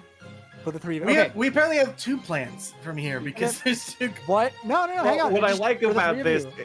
is if we get away, well, no, never mind. There's no hiding the fact that we've stolen the thing now. I don't think. Because if Bruzar comes back to the room, he's going to see that there's been a mess, and he's going to assume that at that point that the thing is stolen. And that's not a hard thing for him not to confirm, because I assume he can unlock the box. You guys. Okay. So you are running. You are now running through the castle. What? You can't just be like that. Can't just be what you're doing. You have to be going somewhere. So where are you looking for? I would almost suggest that we just leave. Like, we leave through the way that Donatella wanted us to like sneak away with. Okay. 'Cause we've so got down sort both- of through the loading area. Yeah, because we've got Yeah. both targets. Yeah, we have both targets with us. So True. if we need to just like, oh god, I don't want to leave our friends behind. Lorelai, you But do with know that Janus. Lorelai. Absolutely, they would. Coda knows Do that it. Lorelai is last name is Man Killer, and Dusty has or Dusty. Ah, Right. coin. Dude, Coin I'm jar. redoing it now. That Rusty has gun. So And like you would probably remember, maybe not in the moment, but that Lorelai did park her like small, fast vehicle somewhere outside the castle. So there is It more would than one be- way to like get the fuck out of here. You guys talked. You guys talked to Pogo about that.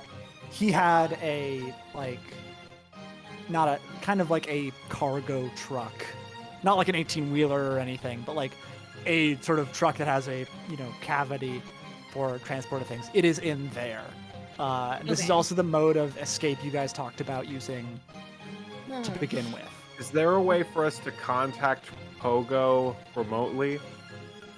Or are we completely cut off from the other group and we Do are you now guys must have any sort of communique?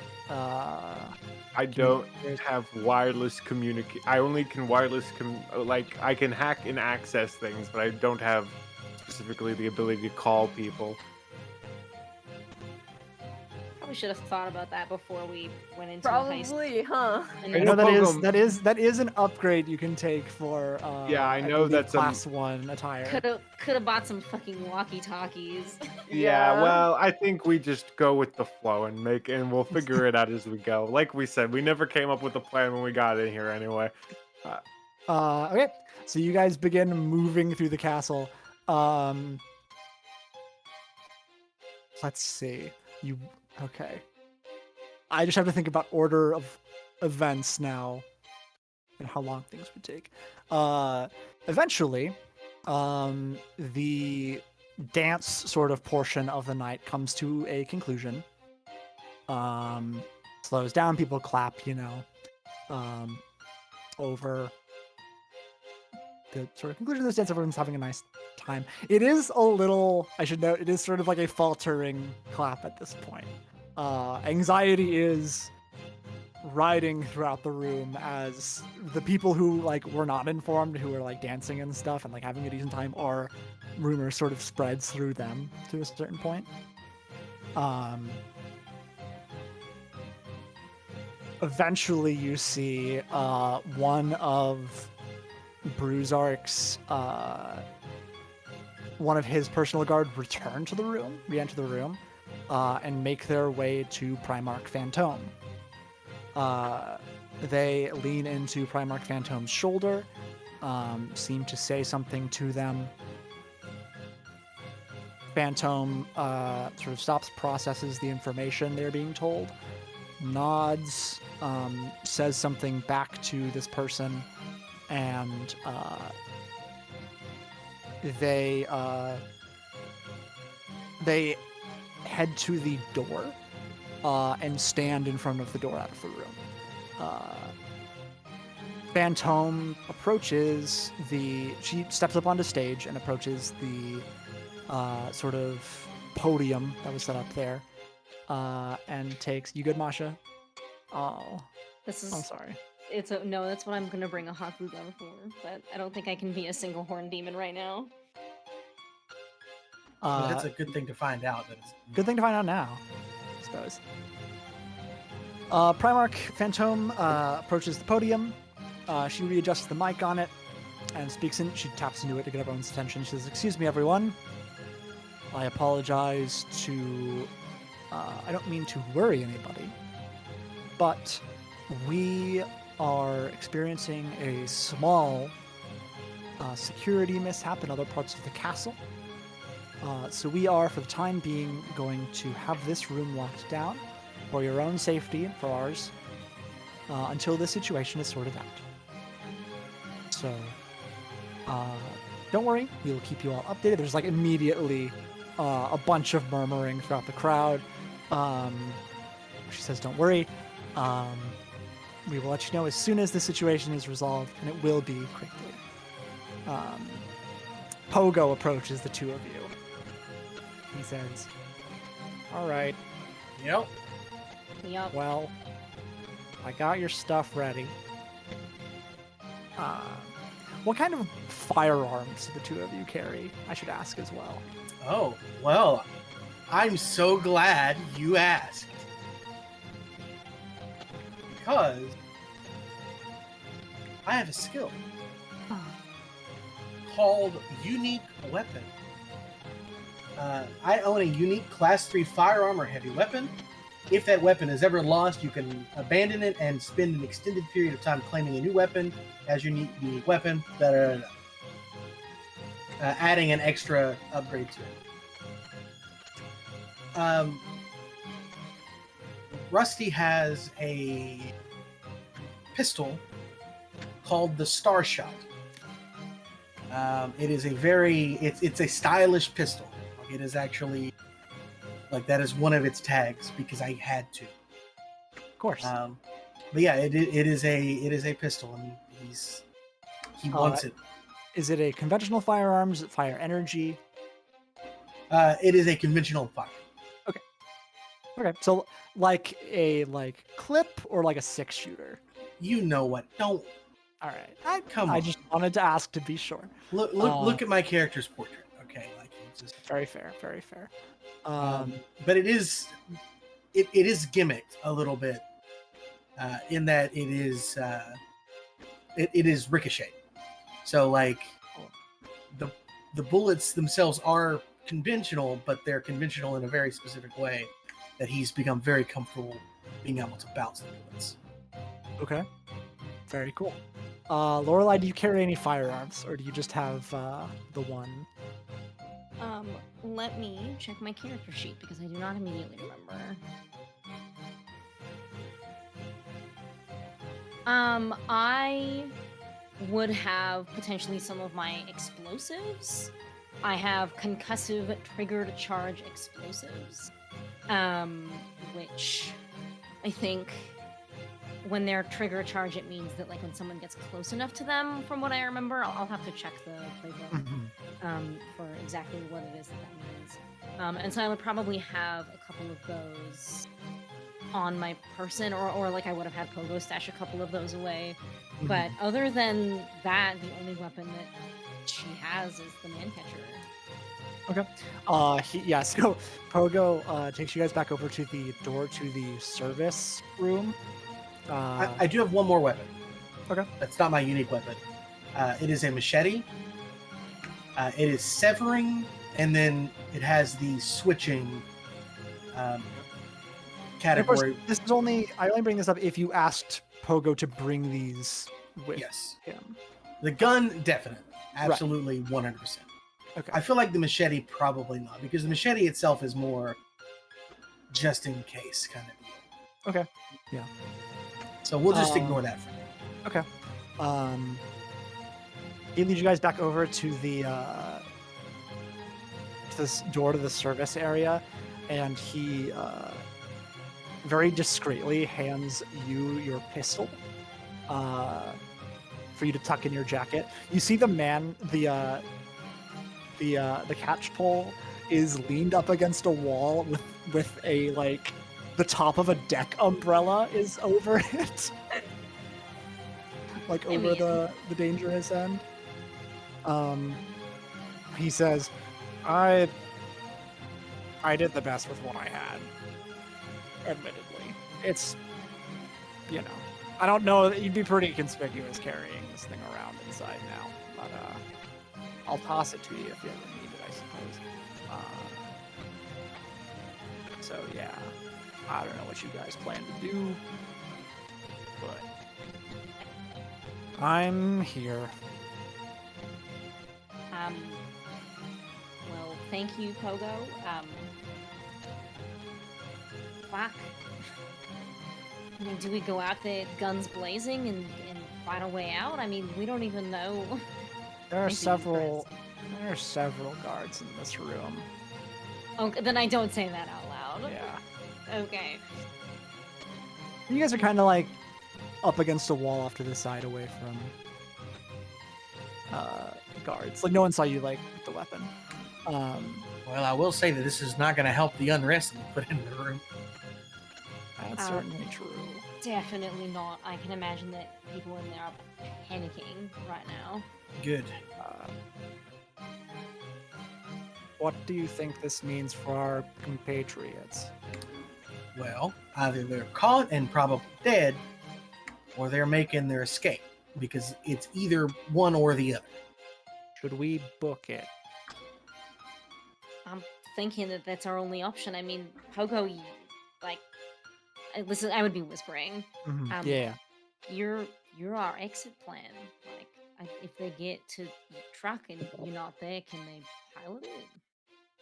Yeah, it's a truck. It's a truck. It's got wheels.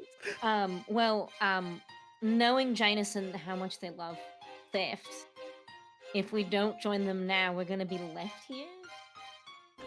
Yeah, now that wouldn't be that big of a problem, except that apparently the Baron may have some idea and some suspicions of us. Right. So we need to go now. Do you want to cause a distraction or should I?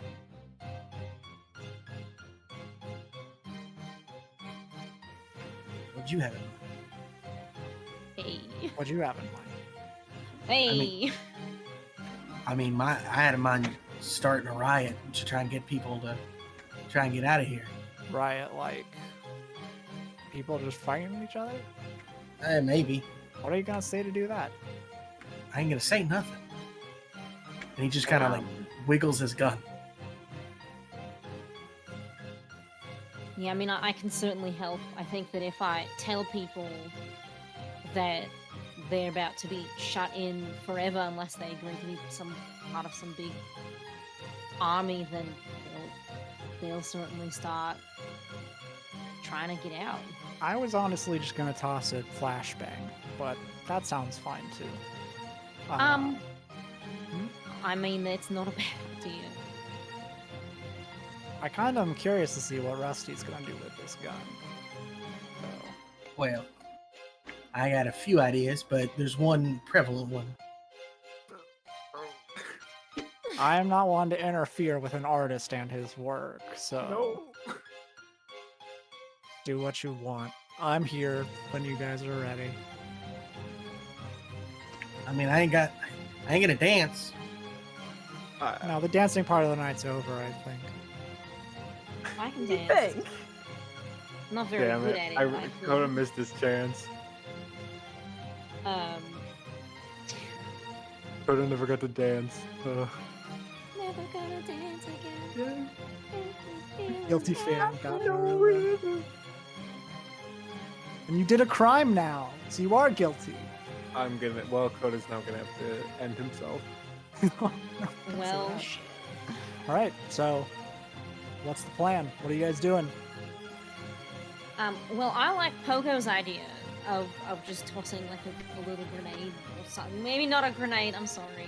Oh, like a flash Tossing thing. just It's like a little, tossing like a little grenade. This like whole a little Party guest grenade, can like a have a baby, little like grenade baby as a grenade, treat. like a grenade for babies. Yeah, one of those that they make. Yeah, This whole setup could go Baby's, really baby's bad. first grenade. baby's first grenade. Yeah, they make those. Look, again, whatever you guys want to do. I mean, But you should come to a decision fast because he just taps at his wrist. He's not wearing a watch, but Yeah. Yeah, right. It's. I mean, Rusty. It's up to you. Like I said. I mean, I'm very good with combat, but I don't really feel like fighting Bruzak's like very heavily mechanical guards. I mean, I ain't shooting the guards. I'm sorry, you're shooting the guests. lower your Kinda. voice. No! Okay, I don't mean to impose, but you guys should lower your fucking voices. I'm not yelling. It's just hard for me to do an Australian accent quietly. I get you. Well, for intents and purposes, we're whispering this conversation. Maybe you shouldn't. Nar. Oh no, We're Rusty, starting to maybe you riot. shouldn't shoot into a crowd of people. That's kind of fucked up. Look, I've got. If you've got a flashbang, that's great. I've also got a bit of an explosive that's not really meant to do like physical harm. It just kind of feels bad. So we can toss them in different corners and just shut our ears, and you don't have. You know what I I mean? mean, we can Just get the duck out fuck through the servants' room pretty quickly. It's just they're gonna see us as soon as we do that. I mean, either we get to the truck and the rest of the party is there, and we know that they're alive, or they're not there, and we'll have to fucking get them somehow if they're not already Alright. dead. All right. Well, do your thing. I'm waiting on your signal. Caw. We gotta get out of here I now. imagine you're firing a gun, right? That's callback humor, baby. What are we doing? I don't. You're so I bad was with just- plans. I was just yelled at for. No, For we are doing not. You were yelled at We are by not- Chris, who is not here. Who is the reason we're in this mess, mind you? Me? Coda fucking. Guys, Okay. look. Not as far as you know. Yeah, it's That's true. Also, technically, they have no. The only reason they have to expect you is Bruzark, and he's not here. We don't know So- that. If he can go into any body he wants. So, you guys The need to do plan- something. The plan is tossing a concussive explodey into that room. Ideally, not hurting anybody too hard with it, and then getting the fuck out of here as quickly as possible. Yeah, I gotta. I'll shout something, and that's the cue. All right. And I will also like just between the three of us, like Pogo and Rusty and myself, make sure that we have everybody else's weapons on us as well. Yeah. Like just that they're not getting like left behind. Yeah. All right. We ready for this? Pogo's face flips to the angry one, and the cigar pops out, and he Hell goes, yeah. "Fuck yeah!" All right. They're gonna attack the guests. Pogo pulls out a grenade from his coat pocket, pulls the pen out of it, yells, "Take this, you fucking parasites!" And he throws it into the crowd. There's immediately screams. The like dozen guards in this room already rifles, and you guys like turn, shield your eyes. There is an loud, explosion of light as people begin screaming, and it's time for a music change, I think. Yeah, probably. I need to pick a track. As you guys immediately duck out into the side room. I'm going to send you a link, Chris. And begin running. Immediately, people begin following after you. You hear half a dozen footsteps behind you, just like barking and shouting orders. As Pogo passes the crate that you see, he just like scoops in with one arm, pulls out a bandolier that just has everyone else's weapons strapped to it, and he just puts it on himself as he continues to run. So he's just got like all of these fucking like guns and knives and shit just like dangling off of him. I imagine like clinking like at each other, just Oh like yeah, absolutely. jingling and It's super like incredibly what's the word? Non-practical for better for all intents and purposes. And I think to add to the chaos, again, not that it's necessary, Lorelai is just like, fuck, they're chasing after us, and then she like throws her concussive grenade kind of like backwards, and like it's triggered by closeness, so it probably goes off like immediately. Okay, so this is again a grenade. Okay.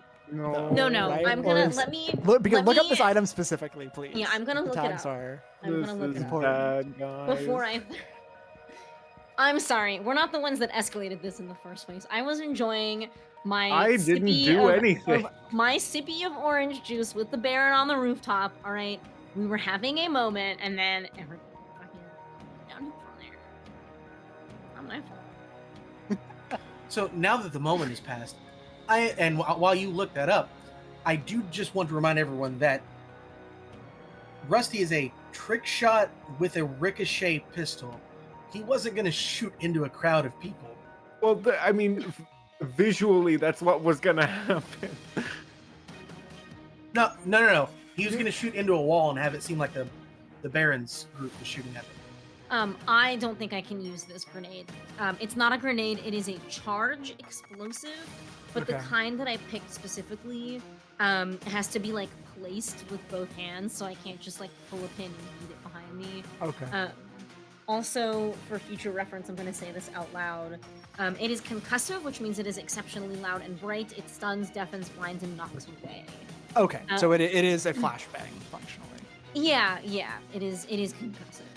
Okay. It's breach and clear. It's Yeah. that sort of thing. Like, Okay. Cool. All right. Wow. Okay. Yep. I think this is a decent moment to take a break. Because we're about 2 hours in. Fair enough. So I think when we return, we will resume this high stakes rescue operation as it disintegrates around us. Not at all. Execution is perfect. Everything is Flawless. completely fine. Well, I have a question for you first, GM. Okay. This flash grenade that was thrown out into the Mhm. audience, Mm-hmm. it is basically, we can say, is what got us out of that ballroom, right? Yes, We that probably like could've- provided you the opportunity to exit properly. Cool. So you would say that a problem was resolved with firepower. Yeah. Everybody getting experience points. I knew where you were going with that.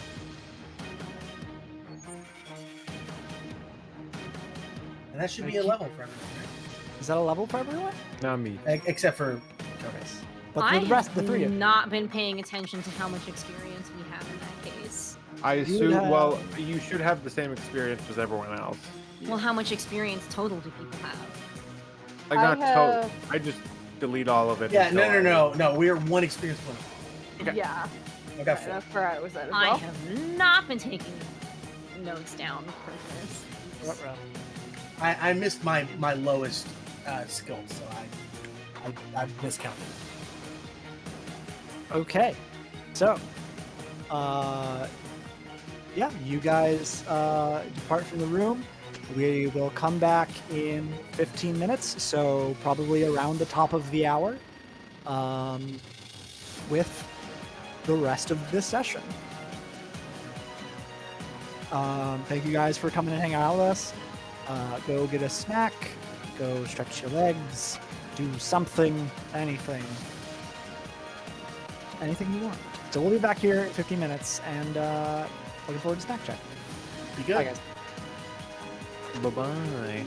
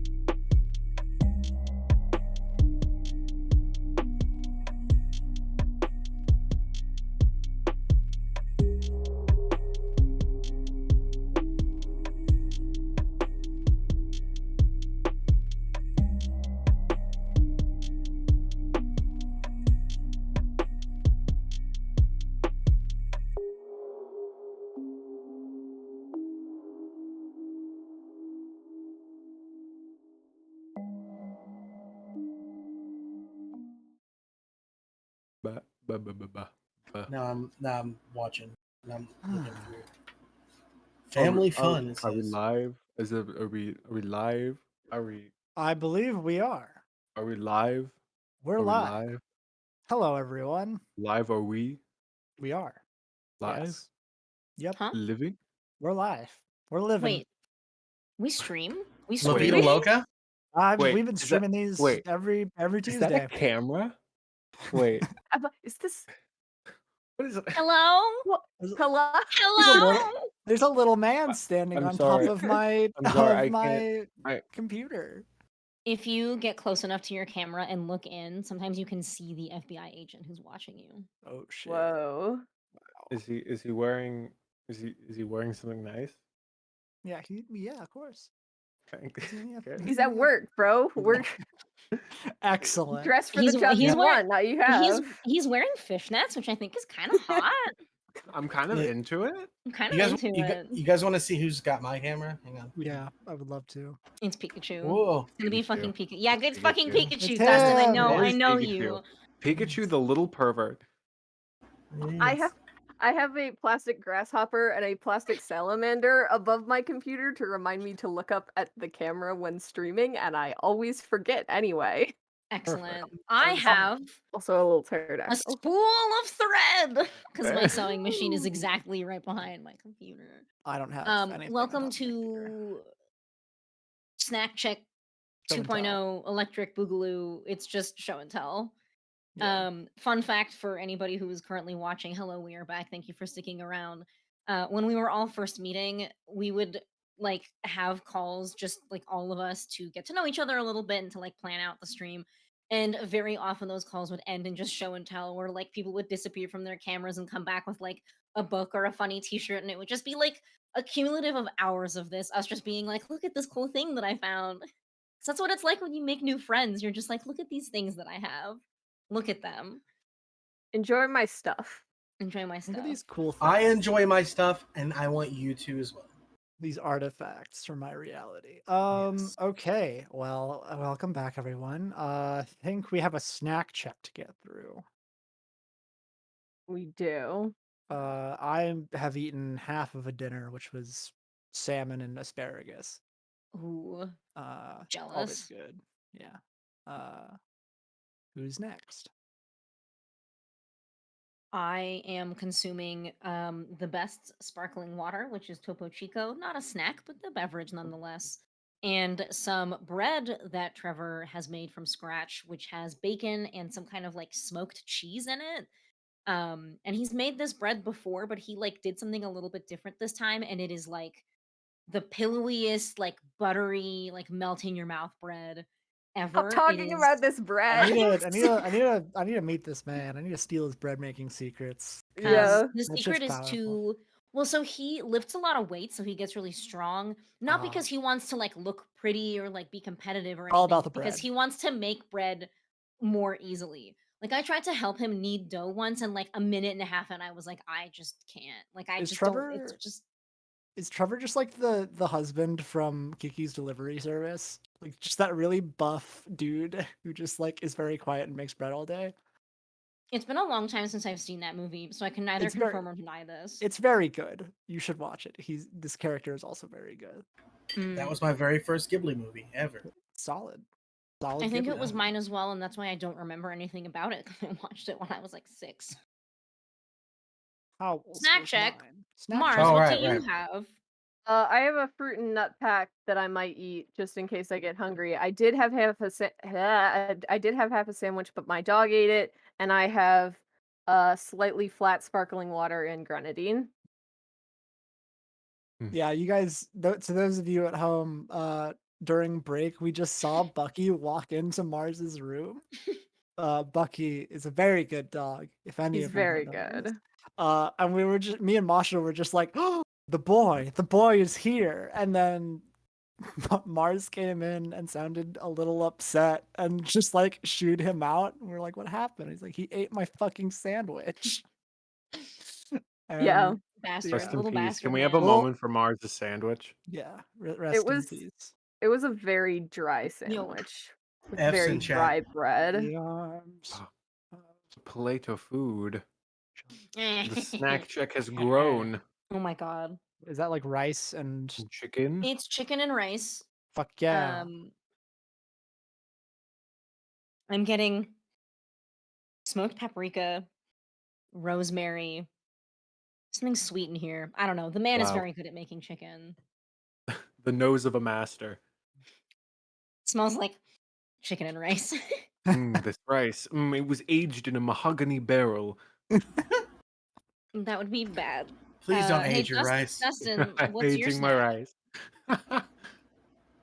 I have You get sake that way. cinnamon mini donuts. Epic. Hell Ooh. yeah, a proper snack. Those are good. Chris, do you have anything? I just got tea. Kind of That's tea. What pretty kind good. of tea? Black. Nice. Do you Nice. put any sugar in it? Is it? I hope it's cold. It's in your water bottle. I'm just It's- sipping hot tea. through a Yeah, water it's hot tea. Is it In really? your plastic Yeah, it's water hot bottle? tea. I don't. Is that bad? Ah! I'm Don't put drinking hot tea. thing in plastic. Don't put hot thing in plastic, because when you go up and you go, and then it hurts.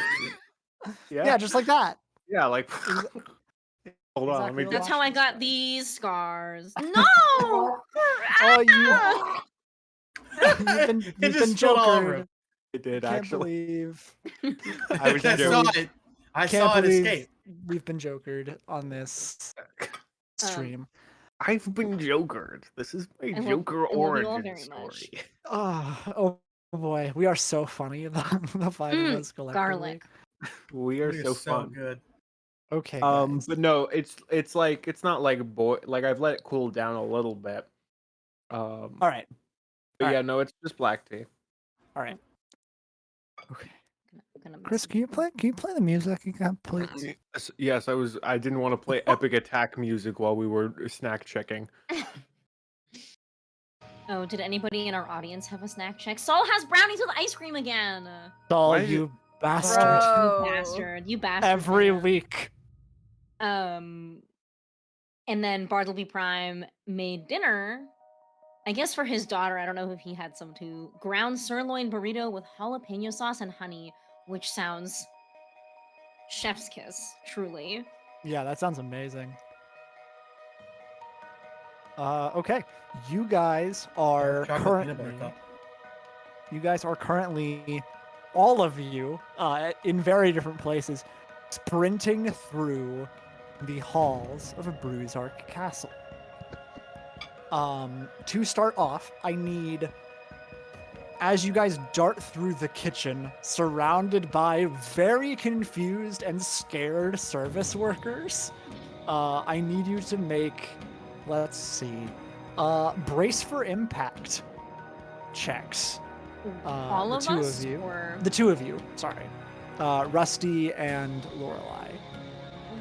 As you are followed, pursued by several armed guards. and one more time, what this is. So brace for impact for is impact. you roll 2d6, add your armor rating. Oh, I don't think I have any. I don't think I'm wearing my mesh weave.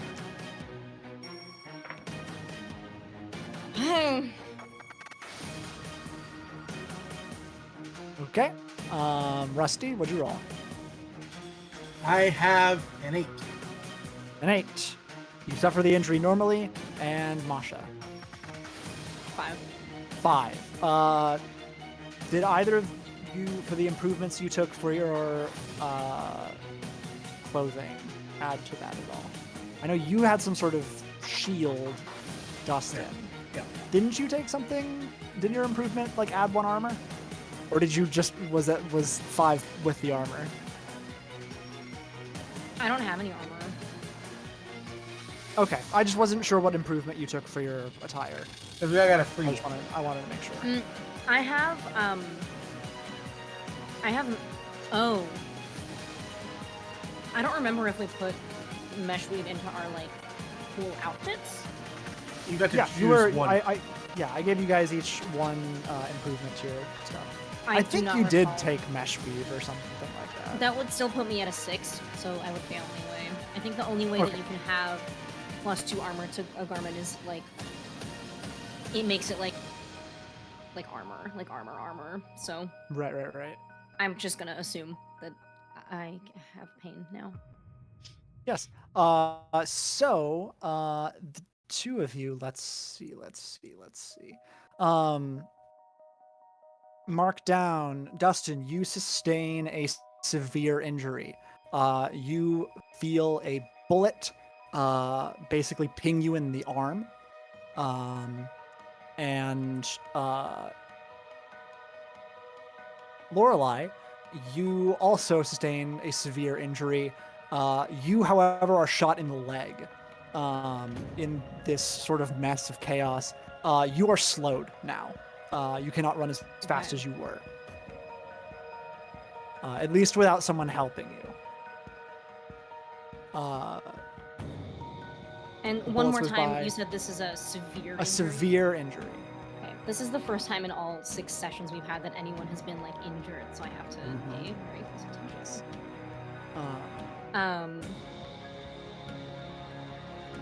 Fuck. Ouch. Yeah. If you guys want, you guys are on the other end of the room now. You can. You're free to take an action. You can open fire if you want against these guards. If there's anything, again, this is sort of the setup is like a kitchen. So there's like shelves and cabinets and tables and whatnot. There are also like ovens and stoves in here. So feel free to do with that what you want. Is there anything currently like cooking on the stovetop, like a big pot of boiling water, perhaps, or? Yeah, sure. There was a chef who was boiling like a big pot of something as part of like the preparation of an hors d'oeuvre, or perhaps a dinner for later. Yeah, so there's a stove on, gas, fire, burning this big steel colander sort of pot. And currently, as it stands, is it kind of like Rusty and I in one end of the room, a little bit of empty space, and then guards following us, or are there still like other party guests following us? There's no party guests following you. It's Okay. just guards. So it's the two of Okay. you and Pogo, and then Okay. there's sort of like the kitchen, which is in there are also like some service workers who are in here who are just like, what the fuck is happening? And there are currently, we'll say, 3 guards at the opposite end of the room, sort of all clustered together as they're making their way towards you. I just wanted to make sure that there was as little like collateral damage as possible. I think that I'm going to go ahead and like look up at the stove and just like take this big pot of boiling mystery liquid and just like I am imagining myself like hurling the whole thing. Like I was Okay. initially gonna just tip it over, but like you can avoid that if I just yeet the whole hot pot at whoever is like whatever guard is closest. I feel like that would do more damage. Okay, yeah, go ahead and this would be, I suppose, launch assault, since you are like Okay. hurtling a thing. Yeah. So 2d6 plus physique. I believe, yeah. Lorelei is just flinging spoop, which is space soup. Boop. I don't like spoop. That is a Different from soup, 12. which is I poop. rolled a 6 and a 5, and my physique is a 1. Okay, so at 12, that should be a complete success, I believe. On a 10 Can't plus, imagine you it's win not. this battle. Describe the blow by blow of the fight. Okay, yeah, so what happens? You hurl this soup at these guys. And are these guards like robot guards, or are they like people guards? 2 of them are like the normal sort of guards who were here in the room. So they are just like wearing fairly simple military fatigues, no body armor, and like faces exposed. There is one Bruisark guard with them. Like me as a person, I feel bad throwing hot soup at people. It's just not right. We've already Lorelei thrown is a fine. flash grenade in front of people. I didn't do that. It was me. Okay. Yeah, I Never think mind, that you're all good. I think that like time kind of moves in slow motion as Lorelai, like bleeding from her leg, like the leg that comes out of the slit of the dress, you know, like blood dramatically seeping down, reaches over and grabs this like big pot of spoop. And like You don't have to call it hurls it to spoop, the but side. yeah. Yes, you It's do. too late. Yes, We're I do. calling I it hope you wrote spoop it down, now. Eric. It's I know all you've been spoop. keeping track of all. Burning hot spook. I hate Wow. that. How Just steamy is this scalding. spoop? Hey, as someone who has sustained soup injuries in the past, I I know have what it's also like. sustained a soup injury. That shit sucks. It's Wow. terrible. Yeah. I got a 2nd-degree burn on my hand. It was the Every worst. year, millions of people suffer from spoop-like In injuries. the Only arms you of can the help by doing. angels. Yeah, you're welcome Oh, for that God. one. Please don't DMCA me. I think that this big pot of spoop hits the closest guard in the chest, and you just hear this like awful crunch of bone, and you see the liquid like fly out the direction of the open pot and get on the guards that are to the side of him, and they immediately scream because of the burning, and the guard who it hits in the chest flies backwards. I don't know how hard I'm throwing this, but apparently Really hard. really hard. I think he staggers back and causes this kind of like domino effect with the other guards that were. Yeah, so you launch this big pot of poop at these 3 guards. Impacts with the like the corner of it impacts with the chest of the first guard. I guess hard enough to just break his sternum as the boiling, scalding spoop gets up around his face, immediately begins boiling his skin. He falls to the ground as he topples backwards onto the other guard behind him who is uncovered, gets some on him as well. The covered guard is like buffeted, like the bruiser guard, but is undamaged by at least the burning. So he is going to, after a moment, you've delayed him slightly, but he's going to continue pursuing you. Yeah, you guys, go ahead. We can say it was the collarbone, because I think you only need like 7 pounds of pressure to break the collarbone or something. Okay, sure. Something ridiculous. I believe it. I broke it. That works. That works for me. You guys continue onward. Rusty, you notice, aside from yourself getting pegged in the shoulder, Lorelai is moving more slowly. So if you want, you can, put an arm around and help at least move a little bit quicker. Hogo has, at this point, a small collapsible rifle that he undoes, basically. Smoke pouring out of the end of his cigar. And says, "All right, I'm going to get you kids out of here. Follow me." And he, you guys begin rushing through the hall as fast as you can. Every once in a while, him laying down covering fire as you guys make it.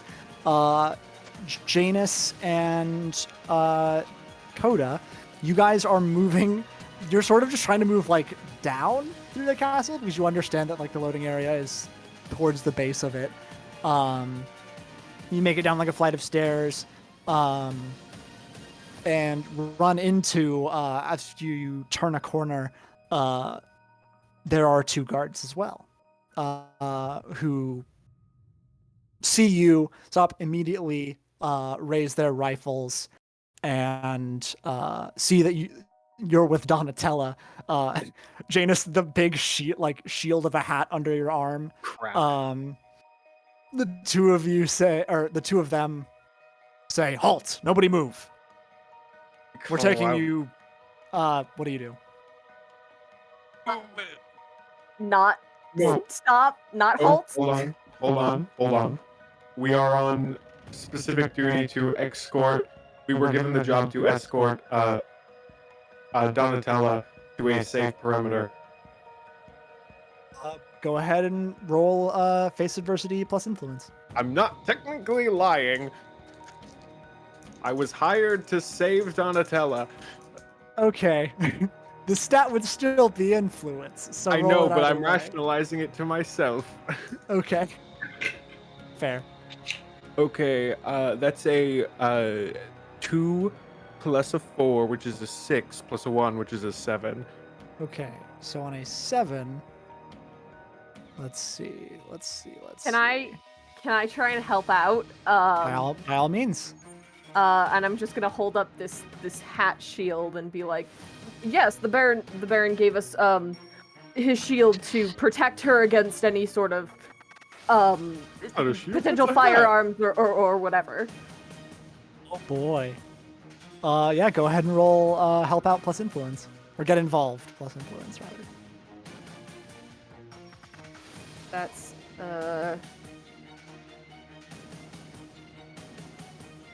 9 plus 2 is 11. My brain is going so fast I couldn't add the numbers.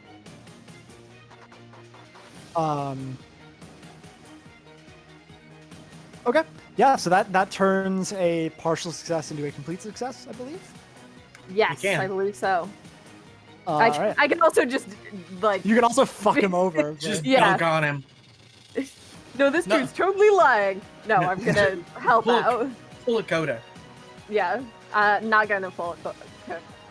Install out. moral study.exe. Okay. They say they both look at you. They clearly seem like pretty on edge, pretty like we're trying to secure this threat as soon as possible, and you seem convincing enough, and you have Donatello with you. So there's like, very well, make your way to safety immediately, and they pass you. Head up the stairs. That went well. Let's go, please. Okay. You guys continue to rush through the building. Rusty and Lorelei. This mechanical guard, well, the face covered guard. You've all more or less ascertained that. Bruzark's personal guard manages to catch up with you. There are some other guards following as well. I need you guys. You guys can go ahead and roll to attack as you see them. You technically would be more prepared than they would. So, if you want to open fire or engage them in melee, feel free. Go ahead and roll that, and then I will ask you to roll brace for impact immediately following. Rusty's just going to hold out his free arm because he's supporting Lorelei with the other, and just fire off to the side and cause the bullet to bounce, hit the corner, hit the other corner, and then fly in the direction of the people behind him without having to really stop. Okay, go ahead and roll open fire. That is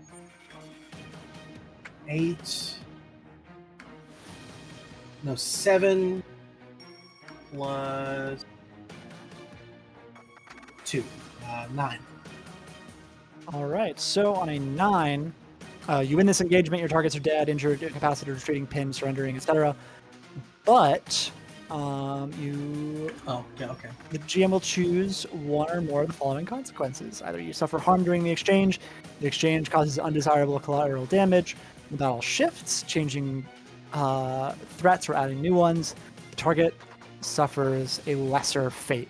I will say you do impact one of the guard. You shoot, actually, but ricochets and hits the Bruzark guard in the head, and it blows off part of its mask, and you just see it is just like a glassy, shattered hole sort of in the side of it, and you see slate gray skin and a glowing red eye underneath it. I've revealed the Terminator. You revealed a Terminator. Lorelei, go ahead and roll if you want to. Yeah.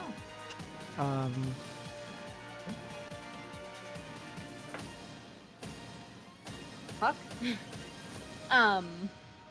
So I think that, like, Lorelei, has probably one arm then over Rusty's shoulder, kind of stabilizing herself that way, and her weapon, is in her free arm, and she tries to like lunge forward, to kind of stab the guard with like I imagine that like the top of it has like spikes in it so that she can Yeah. stab as well as not stab. However, I rolled a what is it plus physique for launch assault. I rolled a Yes. 6. 6. So that would be, I don't know that there's like anything written for anything below a 7, but that I suppose constitutes as just a I failure. mean, it's a failure. Yeah. Yeah. I don't remember how failure works in this game. I don't know. I'm not positive either, personally. But I think, for all intents and purposes, you fail to do damage. Okay. More or less. You just sort of graze them with this long weapon. Okay, you guys, I need you both to roll. Oh, Pogo's with you.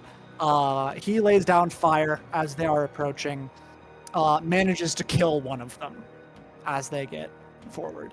I need you both to roll brace for impact.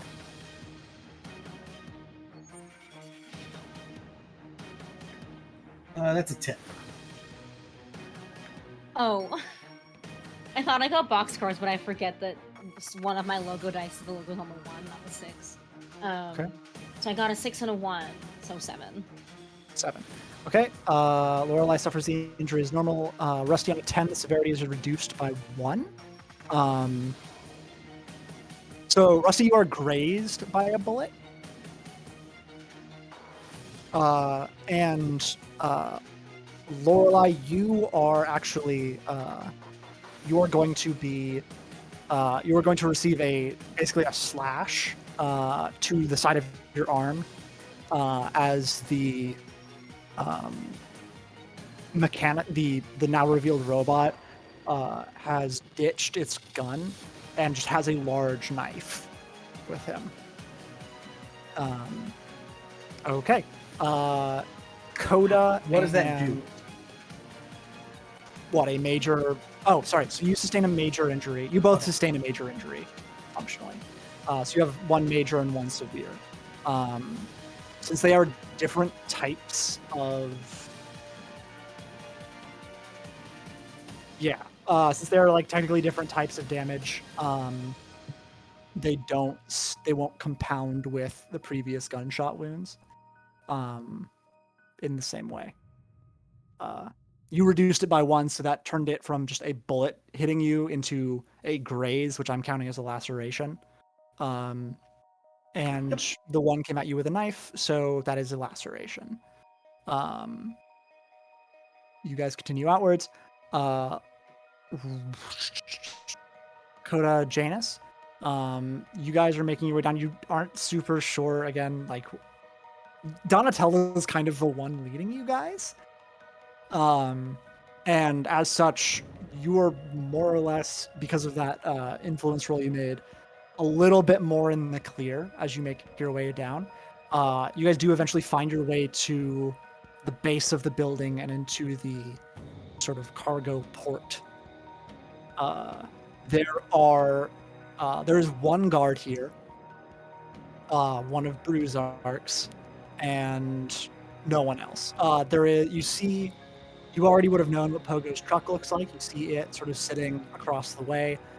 It is sort of a open sort of hangar environment in that there are like a couple trucks here already. There are various like crates and sort of supplies sitting around. It is, there's those massive sort of garage sort of type doors that sit open, and you see just like the cold night air outside. It's pretty dark outside. There's overhead lighting in here. Guard stands alone and turns to look at you as you guys all approach. We're escorting Donatella out of the castle. Bruzark gave us his shield to protect her.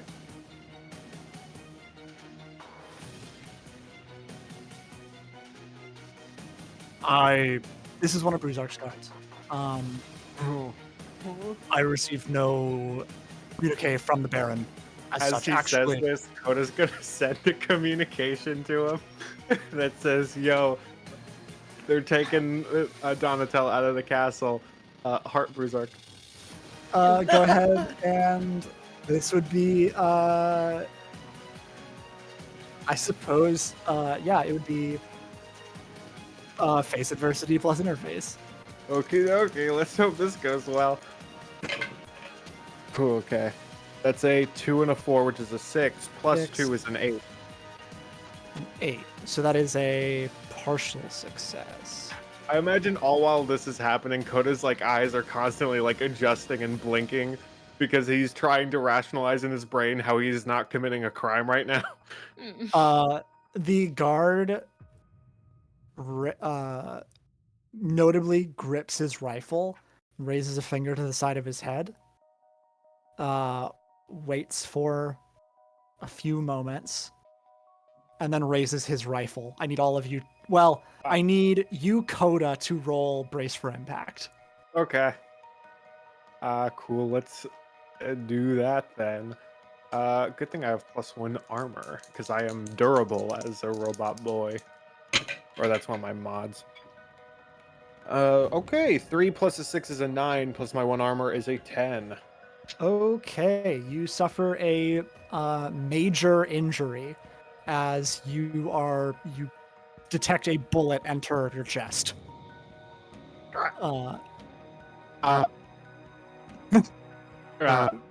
Variel, what do the two of you do in response to this? You are free to attack this entity as you so desire. Janus is has pulled out the shield and given it to Donatella and is just charging at this guard with their still sheathed sword that they have now decided to use as a club because they can't get it out of the sheath. Okay, go ahead and roll, in this case, launch assault to attack this guy. That's an 8. An 8 on launch assault. Yes. So, I think you come at this guy with your sheathed sword, and I think you are able to actually describe to me how you attack them first, and I will cut in when necessary. I think Janus is just like acting on instinct. They have received training in like rapier and probably other sword combat. Partially because I don't know that much about rapier fighting, and I do know about longsword fighting. So they're just holding their rapier like a longsword and just coming in like arms extended and like just aiming right for the jugular, basically, to try and hit this guy, because they're used to having something with a blade that, you know, would do more harm than a club. But, like, a club hitting your jugular is still not going to feel great. You bring the sheathed sword down across this thing's head and, like, neck, and you crack the visor. You manage to actually land, like, 3 hits in rapid succession. As you come up for a 4th one, it ditches its gun. It like sort of falls on the strap, grabs it, and with its other free hand, brings its fist up and punches you in the ribs. And you feel several of your ribs crack as it lands a solid blow against you. So you suffer a major injury as well. So major injury, you have cracked ribs, potentially broken. Coda, do you do anything? Can I deduce that this guy is trying to kill us? Yes. Okay. Gosh. Given that you were just shot, yes. Yeah. Well, Coda cares less about himself and more about Janus. Sure. In this exact situation. Gosh. This sucks because this is law enforcement. Coda's going to shoot this guy. Okay. Go ahead and roll open fire.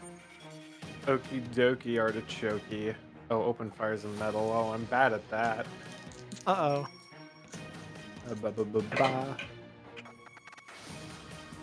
Ugh, okay, that's a 4 and a 3. That's a 7, so that's a 6. Okay, So that is a complete failure. You are sort of, you feel like sparks sort of issue forth from this now open wound in your chest. I and you imagine like a have lot of signs that's like, that's authority. Please do not shoot this guy. Yeah. Like that alongside of like structural integrity compromised, like, you know, I have flaring way to in say your heads-up display. Exactly, just like that. You let loose a bolt of red electricity, and it just goes wide, strikes like a wall far off in the distance. All right. Lorelei and Rusty, there are still 2 guards chasing you now. I need both of you to make attacks if you want to continue to attack these fools. Get out. Graham. Pew pew. Get out. Bucky, criminal. Criminal Bucky. The criminal. Came to finish off the jelly that was Bad left boys. on my What do I plate. do? Gotta get rid of the evidence before he's Yeah. convicted. All right. Yeah, I mean, pew pew. Okay, go ahead.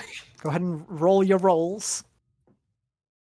That is going to be. Wow. That's plus metal. Which is a 2. I don't know why I keep scrolling up. I know it's a 2. So that is going to be a 13. Okay, that is a total success. So what happens to at There's least one of these individuals? 2 of them, right? Yes, there are currently 2. One of them robotic, the other one a human. Okay. So the other thing that my gun has is penetrating, which means it just ignores armor altogether. Okay. And so he fires the gun, it bounces a couple of times, and then just slams into the robot's head. Now that he doesn't care that much at all about it, it goes clean through it. Immediately deactivates. Falls over onto the ground. You can hear it pinging around inside for a second, and then it comes out the other end and hits the other dude in the foot as it's falling. Oh shit. Okay. Yeah. The other dude like lets out a yelp and falls to the ground. At least to a knee. Lorelei. So there is one dude just no longer there, and one dude is kind of like bracing himself currently. He's sort of now he's taken a knee on the ground. There's a bullet in his foot. Well, cool. I think that this Yeah. is as good a time as any to pull out one of my like charge explosives and like literally attach it to him. Like I think that I'm just like, Rusty, just stop running for a second. Grab the edge of my dress and pull me back, and you gotta keep running when I tell you to. And I'm going to like lean forward and try to like put this on his body, and then like as soon as we're far enough away, I'm going to like set it off. Okay. Go ahead, because this is still like a living dude. Yeah. I could also still- just put it on the ground next to him. Like there's like I don't know why I want it to be attached to him. I think it's better if it's just like I kind of like I lean down onto the ground like right behind me, and I like put the like triggered charge explosive and then just like have Rusty like pull me back so that we can keep running. Okay. If that makes Yeah. any sense. No, So no, I wild. totally get. I totally get what you're going for. I don't know that like really requires a roll. I think it's just Okay. if this dude moves, that bomb is going off. Yeah. So this guy sees you do that, and it's just kind of like fuck. Recommend And you you guys, moving, partner. Yeah, heal off, as he like I'm just like, if you fucking move, it's gonna blow up and it's not gonna feel very good. I'm already feeling really bad. And then you guys Good. just carry Fuck on down the you. hall. The bullet's poison too. Ah, It's not, but Yeah. I know. he just wanted. Nor will this explosive like necessarily actually hurt this man. I mean, it'll probably pop his eardrums. It's a poison of get shot. It's lead poisoning. Yeah. Oof. The same way that a knife is a deadly potion. Okay. We are going to cut back to the 2 of you now on the loading dock. This guy is still around. He is in combat with you, Janus. He releases your sword. Go ahead and roll me if you want to keep attacking him. Launch assault. Yes, and while this is happening, Janus is yelling to Coda and Donatella to just like go. That's a 3 and a 4 is 7 plus 1 is 8. So that is once more a mixed success. I think it is. Well, again, describe to me what you were trying to do this time. So this guy has let go of the sword. Mm-hmm. I think Janus is kind of gone into like hand-to-hand combat mode and is more just like using the sword as a bigger, heavier thing to hit with. So they are trying to like, and they are also not super tall, so they are trying to use that to their advantage and basically like reach around this guy and like nimbly kind of duck under him and like I think just hit him in the square of his back, like bringing the pommel down. This guy, as you described, you use your size to your advantage and duck under this dude who's clearly a bit taller than you. Sort of nimbly move around them. Because you are more of a dexterity fighter than a strength fighter. I think I'm within my rights to say. Yeah. You hit him in the back and manage to knock him to the ground, or at least down like onto one knee. He, in response to that, quickly spins down on the ground, hits you in the ankle, and knocks you to the ground as well.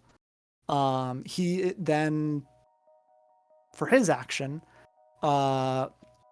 is going to push himself back up to his feet and plant a kick directly into your side. So I need you to roll brace for impact. That's not going to feel good. Especially not if I roll a 5. 5. So on a 6 or lower, you suffer debilities, troubles, or heightened severity. In this case, let's see. This would normally be a minor. I think this is going to be for an additional major injury, or actually, technically, it compounding this kick. You can tell this thing is moving with like more than human strength, pretty easily just by how hard it is hitting you. It with its kick probably fractures your collarbone, as well. So with cracked ribs now and a fractured collarbone, it really hurts to move. So my injuries are now severe or critical? They would be severe now. Okay. So the way that Cool. injuries work is you can have one injury of each type. So you would still have your whatever you had before, and now you have a severe one too to go with it. Well, no. Right? I think if you continuously take the same type of damage, it compounds into a more severe type of injury. So, like, Okay. if you just keep getting shot, it moves from severe to critical because you have more bullets in you now to then fatal.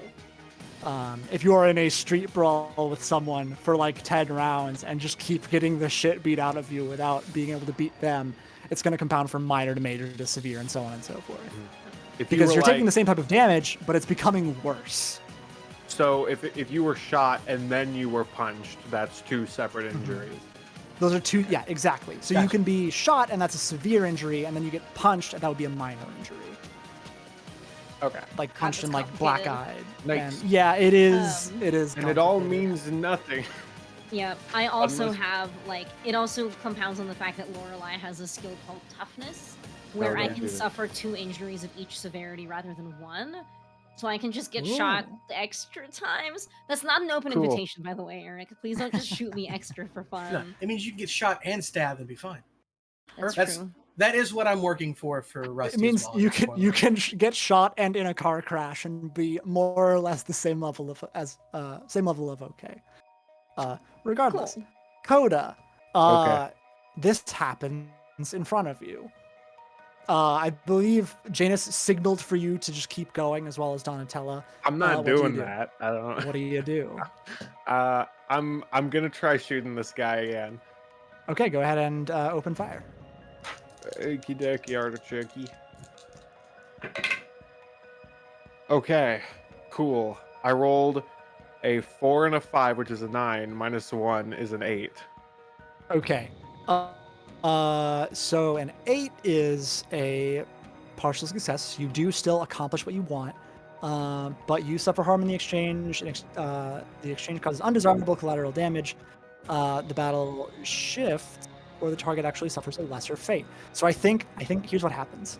If you don't mind me taking the reins on this. No, please. You raise your arm again, sort of steadying yourself finally, and you blast this thing in the back of the head and fully blow its helmet off. And this sort of smoke now rising from the top of its head. As it turns around, you see your own face staring back at you.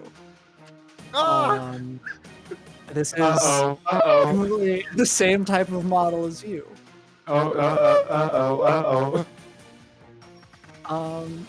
All right. We will leave you there and come back to Rusty and Lorelei and Pogo. As Pogo leads you guys throughout the building,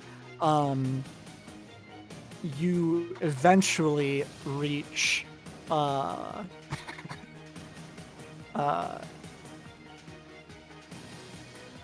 sorry, I apologize, I'm just thinking.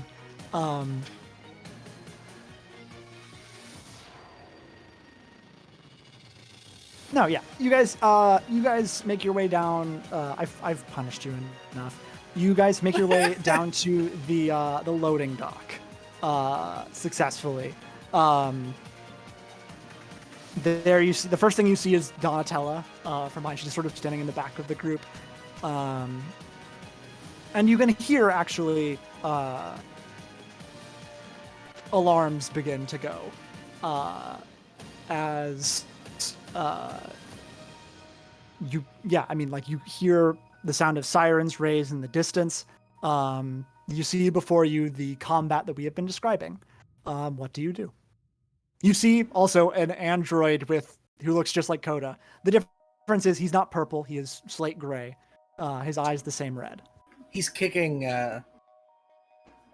Janus, right? Yes. Janus is on the ground. Doesn't even think about it. Just as soon as he rounds the corner, just up and fire. Okay. Go ahead and roll open fire. That is going to be 8 plus 2 is 10. 10. So this is a total success. What do you do? Just clean. Just no fancy shooting. Nothing. Just Indiana Jones. Just that's it. Just in time for Coda to see his own head explode in front of him with a bullet from. Yeah, so Coda, you Not blast the this helmet off of idea. this thing. It turns around and looks at you, and then suddenly there is just a bullet hole in its head, and it just collapses backward onto the ground next to you, Janus. The sirens are blaring in the distance. You are all now standing alone in the cargo bay.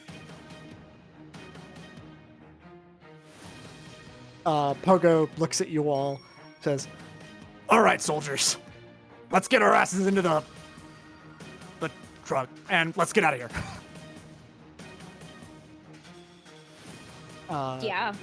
Yeah.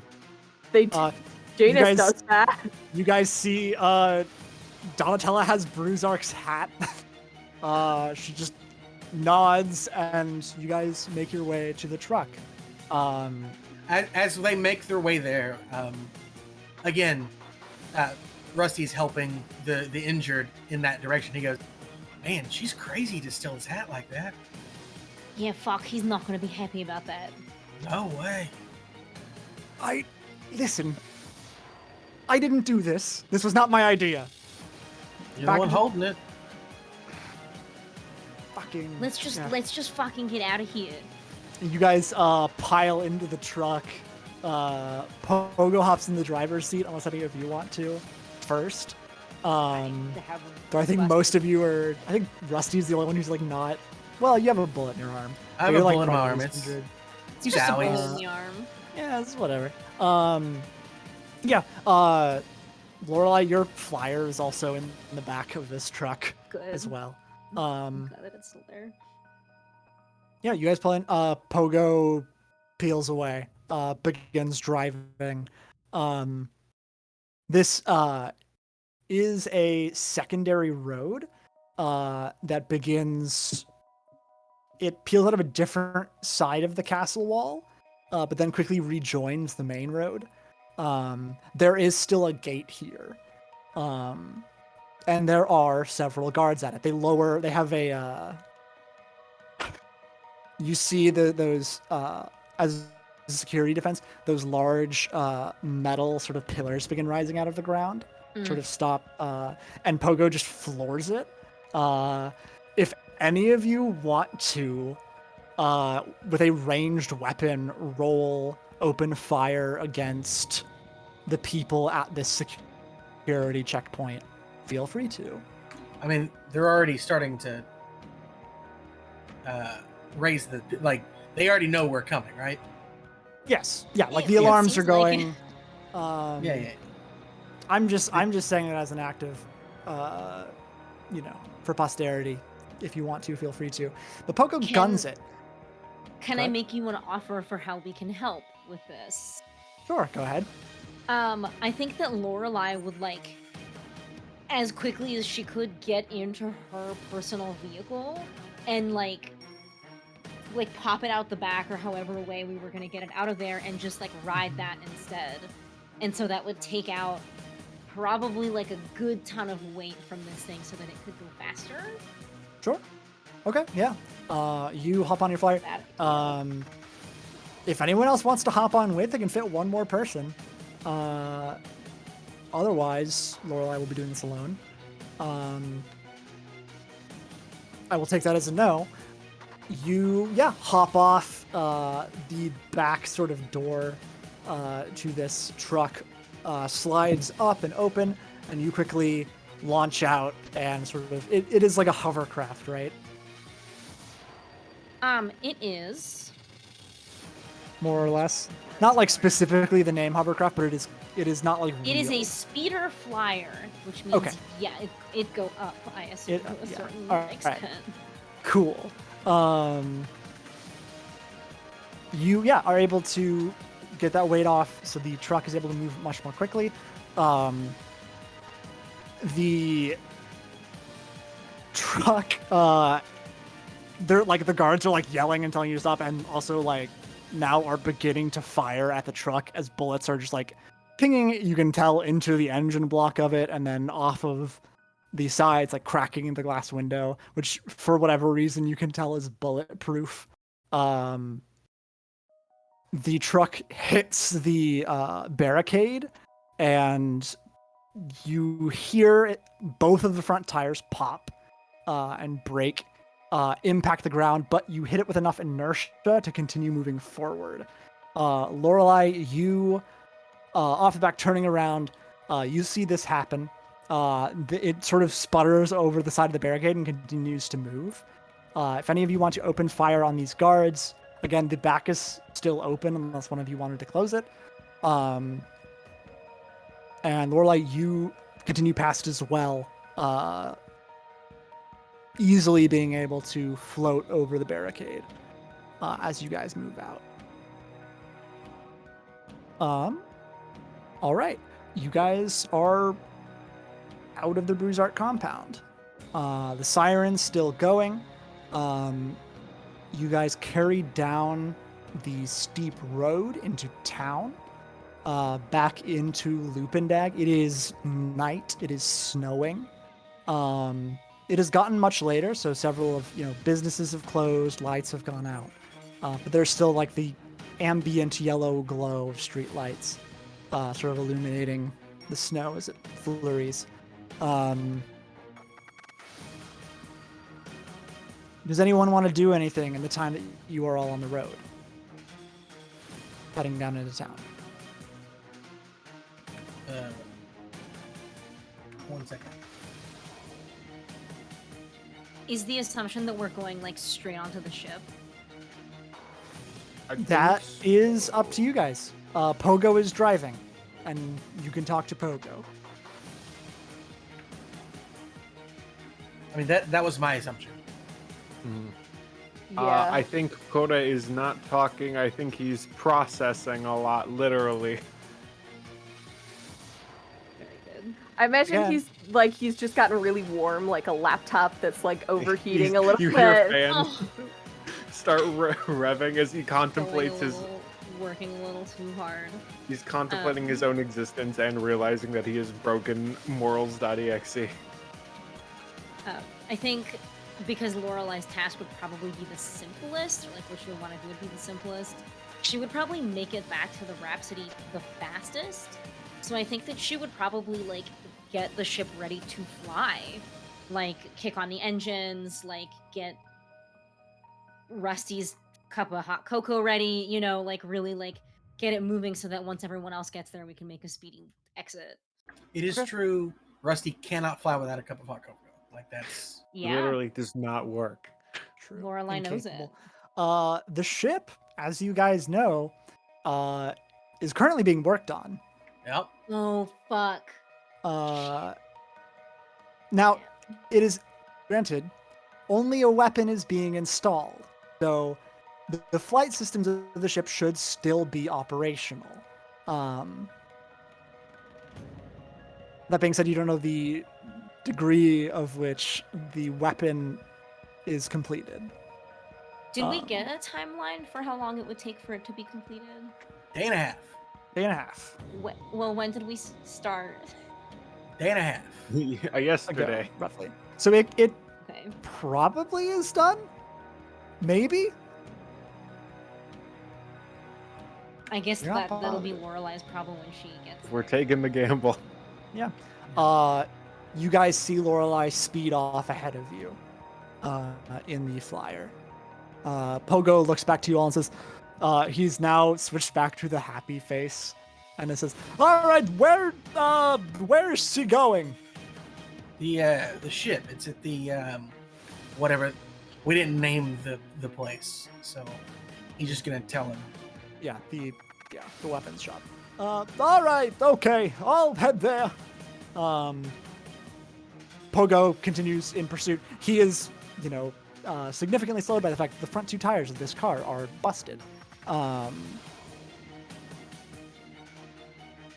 You guys continue through town. Lorelei, you note that as you are zooming down the streets, obviously there's like not a lot of people out still, as it is getting later in the night.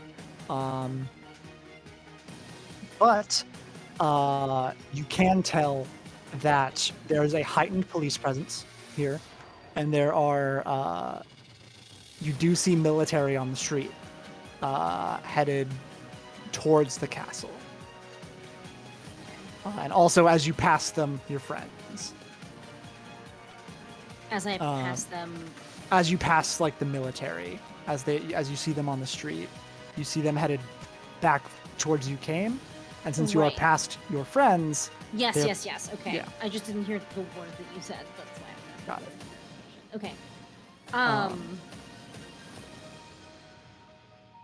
Yeah. Rusty.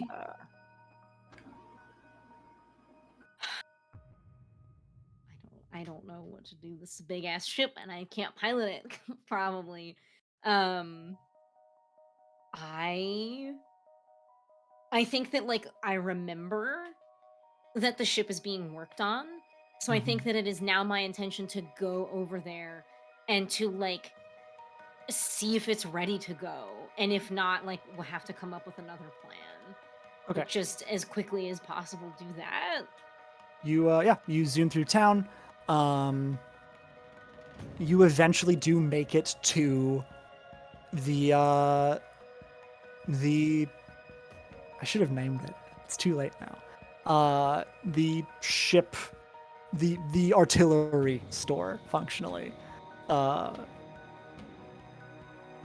You make your way in. You are still, dressed beautifully, but very disheveled and bleeding from the leg. Mm-hmm. I think like the clerk seems like, oh my god, are you okay? Do you need medical attention? I think you do.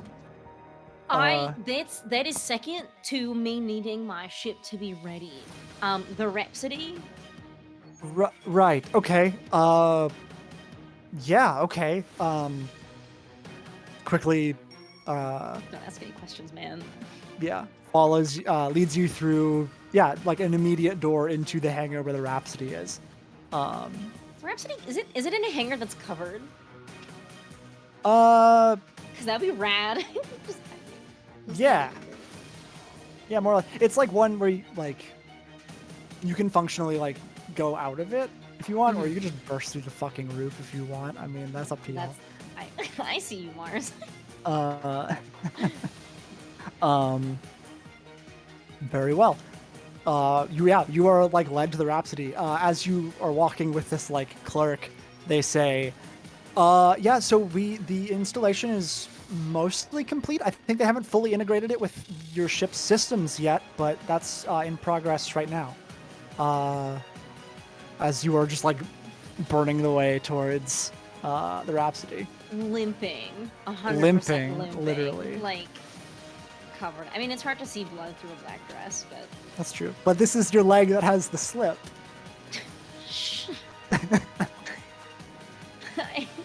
It's fine. Shit, how long is it gonna take to fix it? I mean, it should be done in half an hour.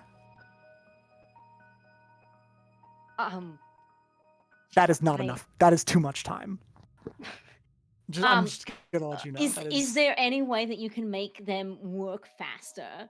I just really need to get the fuck out of here. I will let them know if they can expedite it. Go ahead and roll me influence. Like this will be command. Okay. I have a question.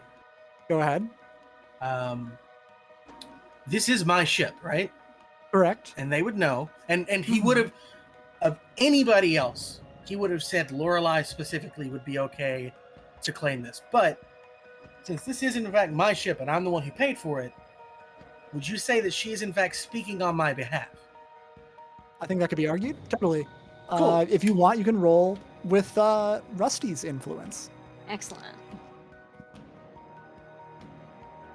Which is +2. It is. Not necessary. I rolled a 10 Okay. +2 is 12. Okay. They say, yeah, okay. I'll direct some more engineers onto it, and we'll get it done. Sure. And you pull your flyer up to the Rhapsody, dock it aboard, and begin getting the systems ready. And For I the think ship. simultaneously, like, I have ripped off a piece of my dress and have, like, tourniqueted my leg that's bleeding all over the place. And Absolutely. There's a trail of blood up to the helm. To those I of find you, a piece of metal in the farming space trash, and I use it as a little cane for support. there you go. Absolutely. Don't you have a giant staff?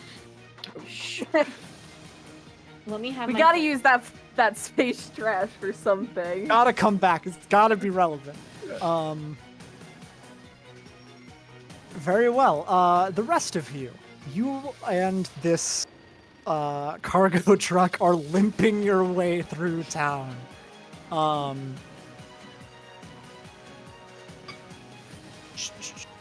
Let's see. What do I want to? Well, while you think on that, Rusty's going to address Kodo. Kodo. Oh, I need you to pay attention for just a second, okay?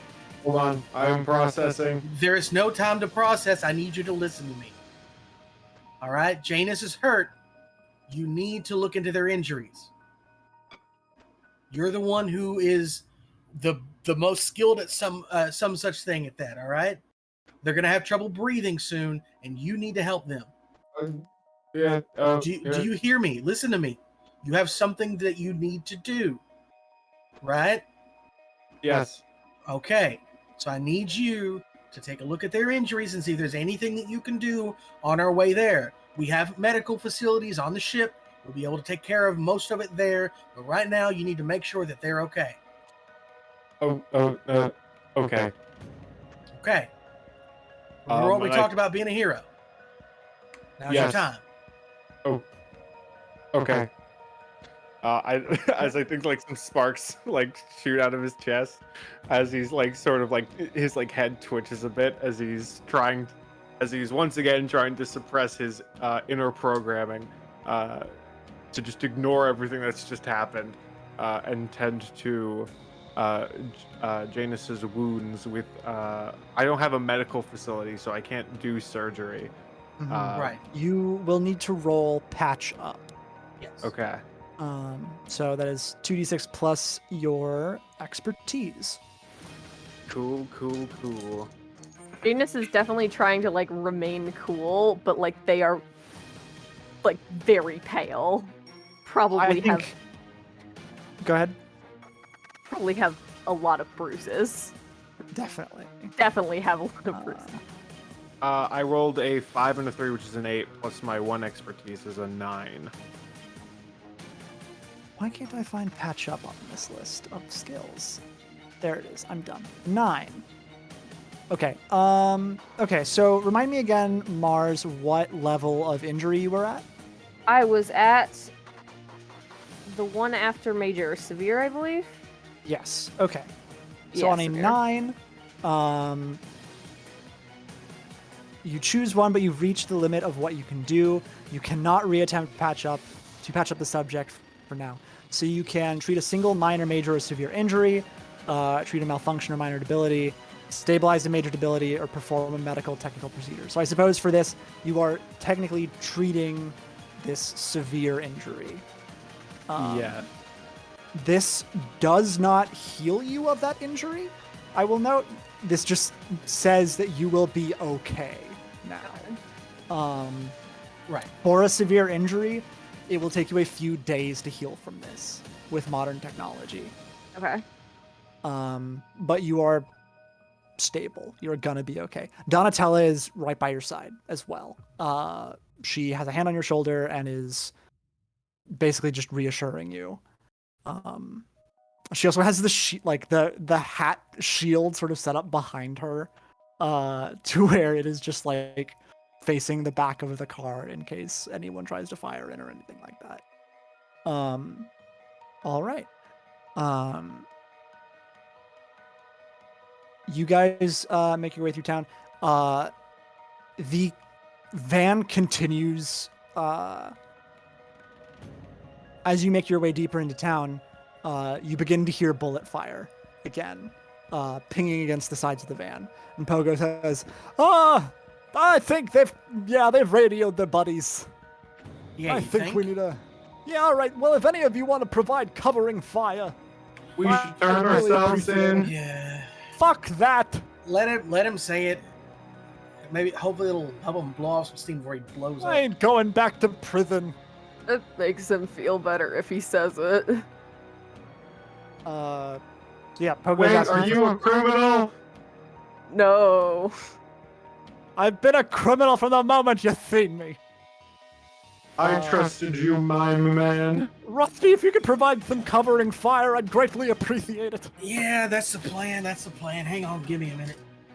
And he's gonna like grit his teeth for a second, take a breath, and then lean out and fire. You lean out the passenger window and go ahead and roll open fire.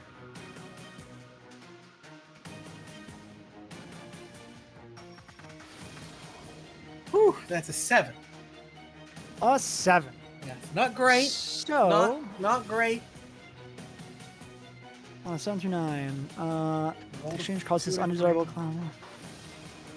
You open the window, lean out, begin shooting. You do manage to shoot. You do lay down covering fire as you guys rocket down the street as fast as you can. But in the sustaining of return fire, Pogo suffers some level of injury. A couple of the bullets come through the window and impact into his chassis, which he just responds. His face flips to the sad one, and he goes, "Oh God!" As he struggles to maintain control of the car. You guys pull around. You get to the hangar where your ship was being upgraded. You pull around just as Lorelei, you are kicking off the ship's engines, and you guys see several engineers pour out of the cargo bay of your ship. Just like, oh fuck, we gotta get out of here.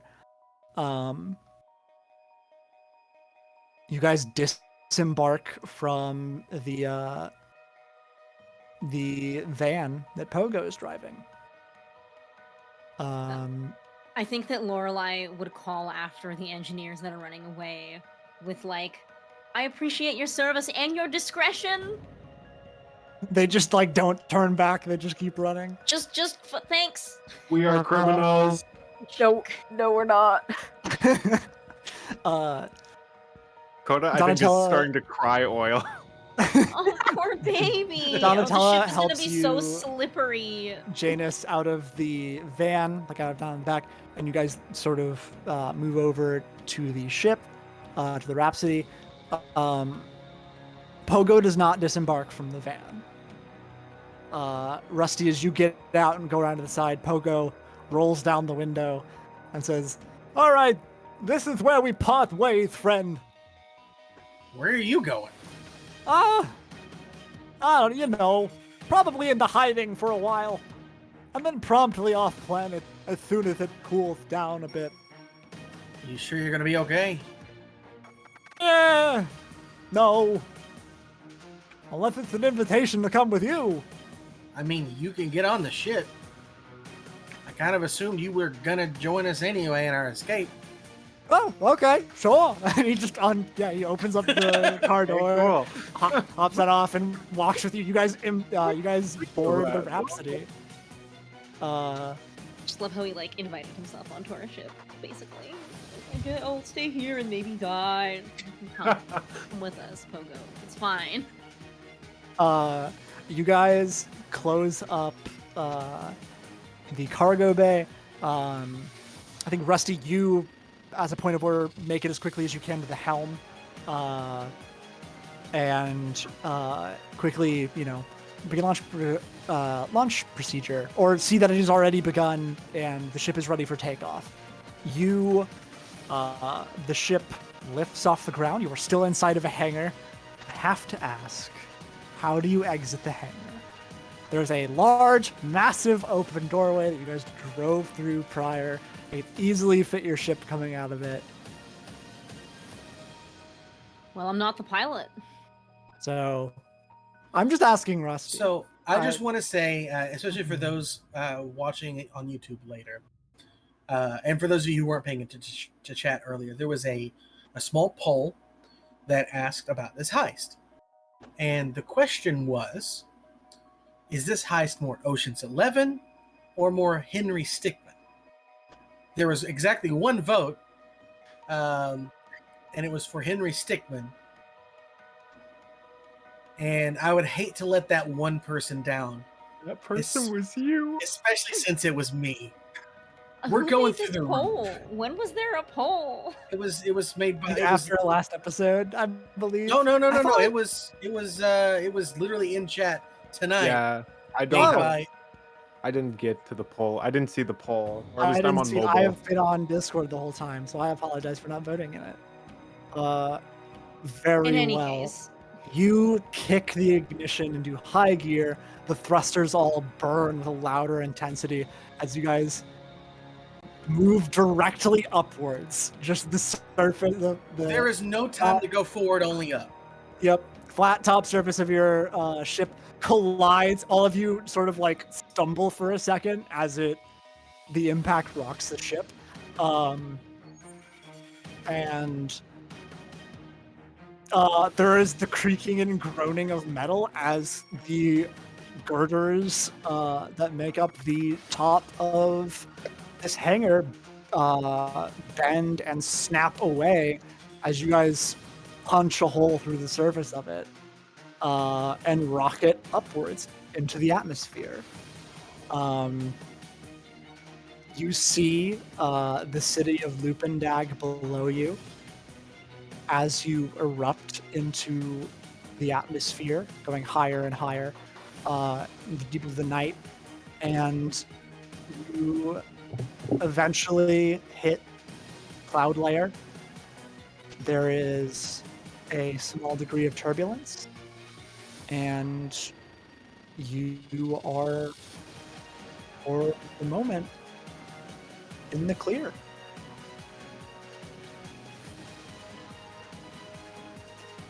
Where do we go from here?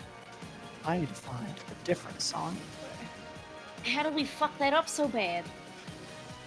I think we did great. I've got severe injuries. Oh shit, me too. Laura, like, Yeah, you guys are not gives us a feeling high great. five. Janus cannot lift one of their arms because their collarbone is broken, but they open their hand. Ah, You're- shit. you're- We've got to get you some medical help. We did. They're gonna make it. I say that, but they still look like shit.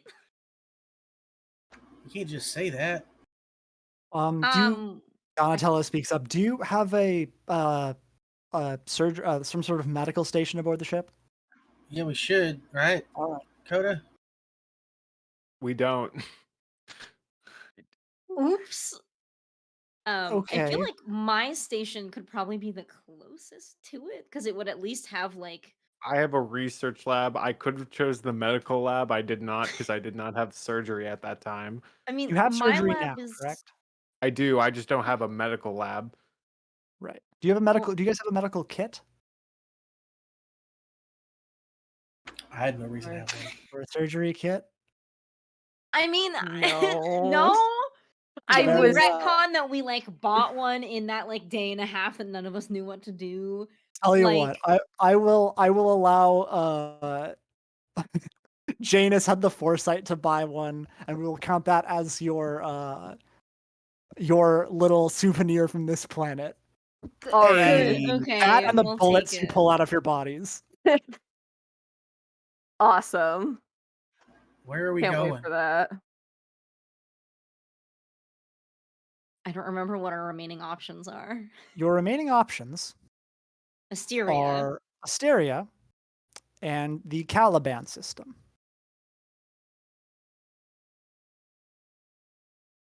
Caliban system, as you know, is where the Clamori Concord is. Asteria, Lorelei has revealed is her home planet.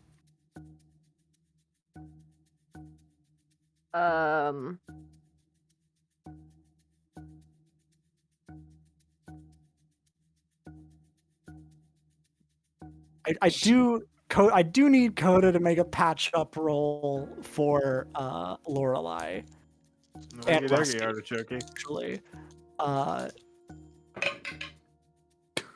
Okay. I got a 3 and a 2, which is a 5, plus my 1 is a 6. So Can anyone help out? yeah, if someone wants to Coda help is just out. crying his black oily liquid onto the wound.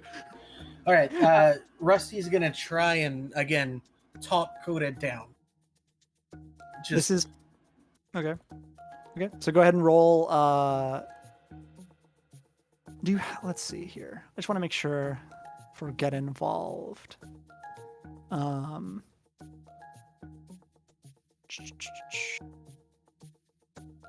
You could yeah. You are doing this to help calm him down, so I can say you can roll plus influence if you so desire. All right. Spoiler alert, I do. Okay. 9 plus 2 is 11. Okay. So you successfully turn this What did you roll, Coda? Failure. Okay. So you turn this failure into a 7 to 9, basically. So a partial success. I suppose you use this to treat a severe injury, which Lorelei has. Or, I mean, you could... Lorelei, you have 2 injuries, correct? A severe and a major, I believe? The laceration on your arm and the bullet in your leg. Yes, one Okay. severe, one major. You can treat one of those. Probably the bullet wound is more pressing. Yeah, I'd have to Probs agree a with little that. bit. Okay. You are able to administer some anesthesia and retrieve the bullet from Lorelei's leg. Thankfully, it missed any important arteries and did not hit the bone. So you're good. You just got a bullet hole in you. Sick. Sick. New scar acquired. That's like a mechanic in this game, Yeah, which no, I think is really cool. That is for Yeah. critical, not severe. No scarring up our beautiful bodies today. Critical is also dismemberment, which I is think whole you new do level get a of fun. scar for severe. I can't imagine a situation in which you Oh, yeah, get severe shot scars. by a Yeah. bullet and you don't end up with a scar. Yeah. You could get a scar from, I mean, major or above. I have no issue with this. I Small, get but scars fairly from obvious. mosquito bites. So Yeah. I feel like you fucking Yeah, I mean, minor injuries are just like falling out of a tree, that type of shit. Okay. Let's Oh, see. that's the reason I was critical scars stuck out in my mind so much, is because prosthetics is how you hide those. Okay. You would also need to perform a patch up on Rusty, as he has a bullet in his shoulder. Okay, well, I'm doing so well. Might as well keep the train going. Yeah, right. Maybe I should try different dice. Okay. 3 and a 4, which is a 7, plus 1 is an 8. Okay, so same as before, you can extract the bullet. And you sort of, help tourniquet his arm, as Ow. getting a bullet in there hurts like a Dickens, and moving your arm after that is not great. All right. Anyone else I need to patch up? It's not the I first think time he's been you. shot. I think Yourself. you are the only person who is otherwise injured now. You are the only Yeah. person who has been injured and hasn't been patched up. Yes, I know. Yeah, I'm repairable, does not heal naturally. I guess that means I have to do good on the patch up. I don't know. That's up for you, DM. Mm-hmm. So if I don't do good on this, Coda's just fucked up. No, if you Anyone don't, else? you can just try later. Like that's Yeah. the thing. Anyone also is free to get involved if you so desire. Don't worry, Coda's just about to do open heart surgery on himself. See you guys in a Uh-oh. minute. Okay, a 2 and a 5, which is 7. a 7, and another one is an 8. So you're able to crack the bullet, repair what damage has been done to you, for the most part. okay, Cool. cool. So you guys, again, you are. I'll say, let's see. Probably, I think for the sake of like logistics, probably, this, I don't know how to describe this. This can be after you guys, definitely after you left the atmosphere, obviously, because it's gonna take several, probably hours to do this for all of you. But we do need to have a discussion before all of you are healed, more or less, about where you go, because you have just left a planet with a severely large military presence on it, and Donatello urges you all, it is not unlikely that they are going to send ships to follow us. Yeah, no kidding. So we need to warp somewhere immediately.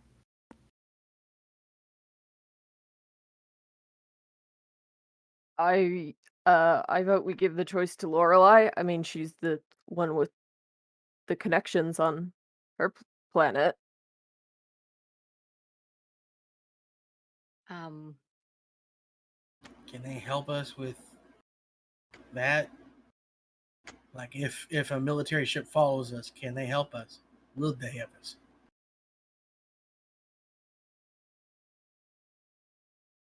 out of character, that's a very good question. I don't know if I've determined anything related to like what that like what would happen in a situation like that. Um, is it okay if I say yes and we can make it work? What is the question again exactly? Can you Like repeat it? if the people that I know on Asteria would be able and willing to help us if we are like in dire need of. Specifically, yeah, totally. I'll tell you this now because you would know this. Um, let's see. One of your predecessors actively is on Asteria still. And I can give you a name if you want Sure. specifically. I believe it would be. I'm going to look at the message you sent me a while back just to make sure. It would be Iris, would be the one there. Okay. She is fairly old at this point. Hey. But the man killers do have like an estate functionally, the place, you grew up. Yeah, absolutely. I mean, you are more or less family, so it stands to reason. Absolutely, you would be helped. It's your home just as much as it is anyone else's.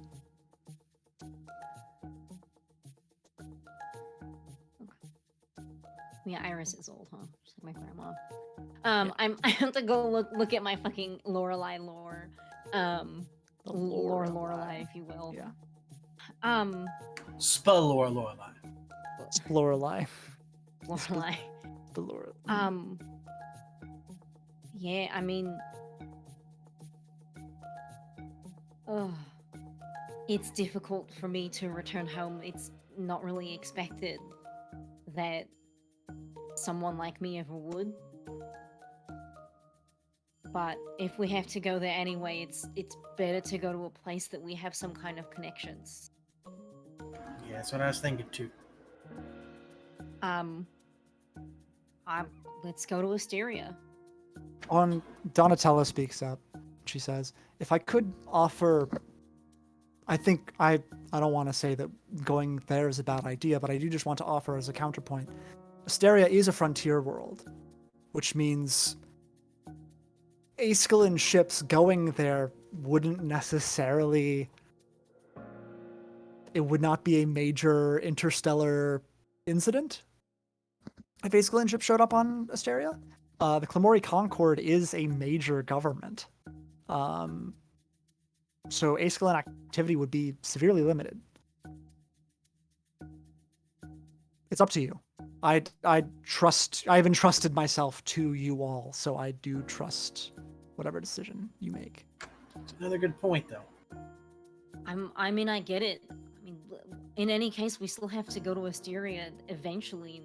All right. We still have to go to the Caliban system anyway. It's just a matter of where we feel like we can be safer. And Well, I'm bleeding on the console, so if we can. All right. Let's put it up to a vote.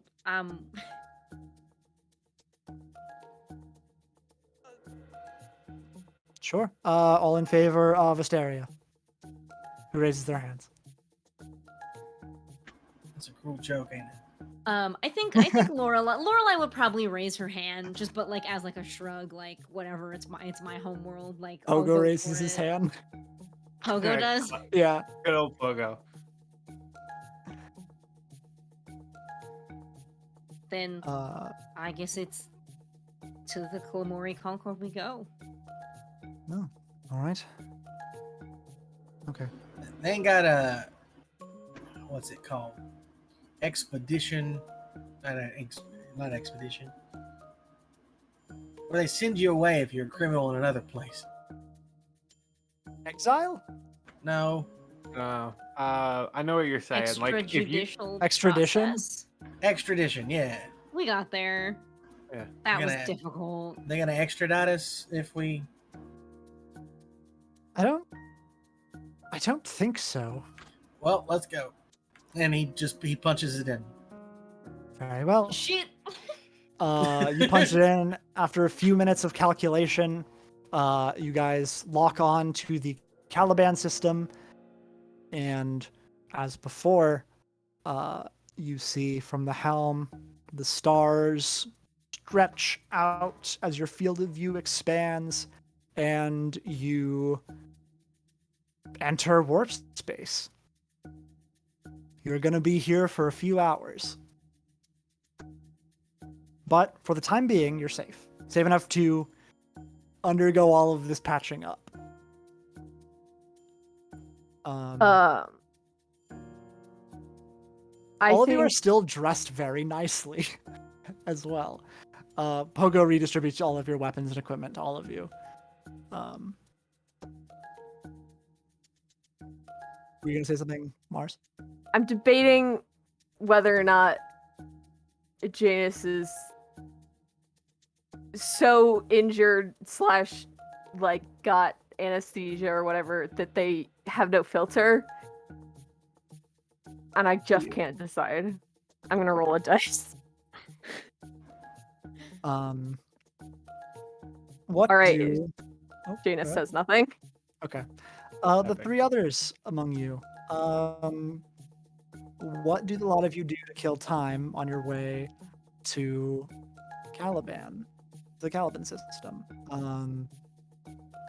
It's going to be a little bit before you get there. This is a fairly long jump. So, if there's anything you want to do other than just like rest and be in pain, let me know. I mean, this isn't the first time Rusty's been shot. Mm. So Sure. he's like, I think Coda goes into his research lab, closes and locks the door, like rips off his fancy outfit, and just falls on the floor, and just doesn't say anything. He's just lying face down on the floor. Just has like a little bit of an existential crisis, Yes. as close as you can have to one, I suppose. Pretty sure Uh, that counts as a lot of bit of an existential crisis. Yeah. This Um, reminds me of that, like, it was like a TikTok trend when it would be like, when mom doesn't let you do a thing, and it's a video clip of someone, like, walking into a room, slamming the door, and then you hear, like, muffled, moody music coming through. Like, I feel like Just that's sad what Coda's banjo doing. music plays from the research Oh my lab. God. We should really make it Turntables TikTok. It would be fucking gold. Yeah. It would be funny to like 15 people, but that's what's important. Yeah. it'd be funny to us, and that's yeah. Yeah. That's yeah, the real exactly. Just like lives rent free in my head. This image of Koda like muffled banjo music, really good. Very sad, muffled banjo music. Yeah, it's not banjo music. It's specifically sad banjo music. I think Lorelai is a little bit torn between spending some time with Coda to try to make them feel better and just being in a fucking lot of pain and trying to recover from that, because it was not exactly a restful trip for her to get from the Baron's estate to the ship. She like sprinted around and demanded things of people and just like bled all over the place. Yeah. So I think that she like gingerly takes off her like blood-soaked garments and just like takes a nice warm bath and just like gets all the crusty dried blood off of her, and like Sometimes you just gotta treat yourself. sometimes it's I don't know if it's treating yourself when it looks like you've used a Super pink not bath treating bomb. yourself. This is post-trauma It's a care. spa day. It's Yep. a spa day. Welcome to the spa episode. And I think that like if I can have a dramatic personal character moment for Sure. for a second, Mhm. nothing special happens here, but like Lorelai has a series of like gold hoops in her ear. And like part of this time that she's trying to like make herself feel better and less like she's on death's door is like taking each one out one by one and like polishing them very gently with like a gold polish. And then like lining them up on the counter and like breathes a heavy sigh and then just like passes the fuck out for the rest of the jump. Okay. Yeah. Similarly, Rusty Unless is anyone going needs to me. clean his guns, Okay. like in solitude for a moment. He when he needs a moment, he's just gonna take apart his gun, clean it, maintenance it, put it back together, reload it. All right. Just enjoy a Um, second. You are approached by Donatella. Yeah. She says, "Do you mind if I use the ship's onboard communications?" Who you contacted? I wanted to contact Blackjack to allow him to know that the mission is completed and to transfer you the rest of the payment. Yeah, I needed to talk to him anyway. Say, All right. what are you gonna do from here? That is an excellent question. I suppose I will see. I mean, I suppose I'm curious to know what you lot intend to do. Clearly, follow through with, you know, Steria and whatever leads on from there. Yeah. I'm not sure. I've contemplated perhaps there would be safety in joining the Chroniclers. Certainly assuming a new identity to some capacity. I'm not sure. I'm going to see what Caliban has to offer. Yeah. I just don't even know what we're doing, if I'm being perfectly honest, so I don't know how I can expect anybody to know what they're doing either. But, well, I mean, you handled yourself well enough to get out of there, all right? I don't know what happened in the Baron's keep or whatever. To explain shortly, Janus probably would be better to say it, but we successfully retrieved the artifact.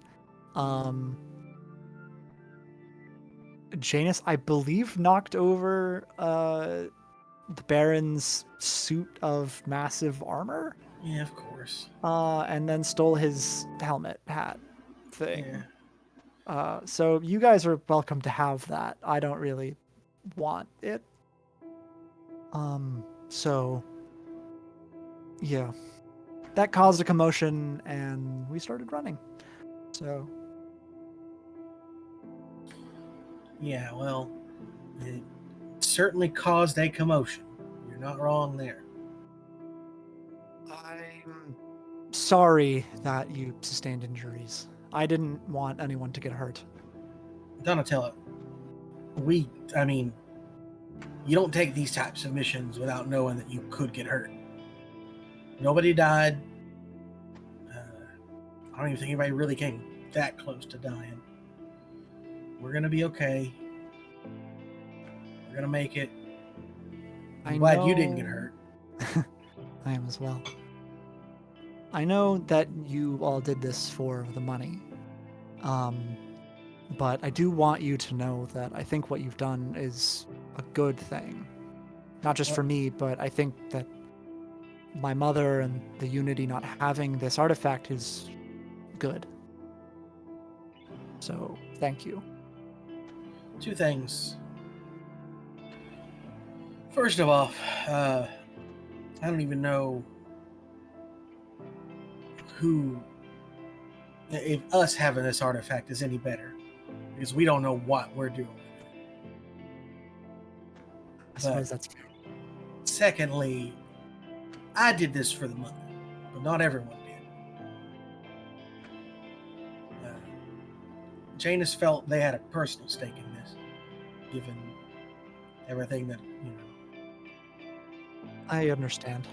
So, I don't know. they really pushed us to take this job, you know. And so, if there's anybody you should thank, it's probably them. I will. All right. Did you want to make that call? Yeah, let's. All right. Let's call You guys BJ. head up to the navigation or the communications, which is like right next to the helm. You guys make, unless you wanted to like role play anything in particular with blackjack, I'm totally comfortable just being like it. You know, you guys talk. You update him on how the mission went. He says, "Oh, okay," and transfers the remainder of the money owed into your account. You are a very rich man, Rusty Davis. All right. Not wrong. Not wrong. Not wrong. Not wrong. Let's see here. Takes you guys a few hours, but you do make it to the Caliban system.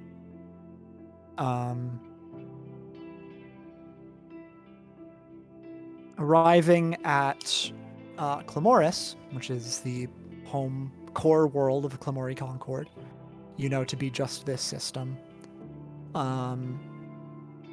Looking at it from above is this massively expansive, verdant planet. Wide open oceans, lush forests, and sprawling, frankly, metropolises, aided by the sort of impeccable infrastructure. Obviously not super visible from space, but of this advanced society. This is the most civilized world you guys have. And by that, I mean like probably the most populated and most, inhabited world you have visited thus far. I suppose you all sort of reconvene at the helm at this moment. Okay.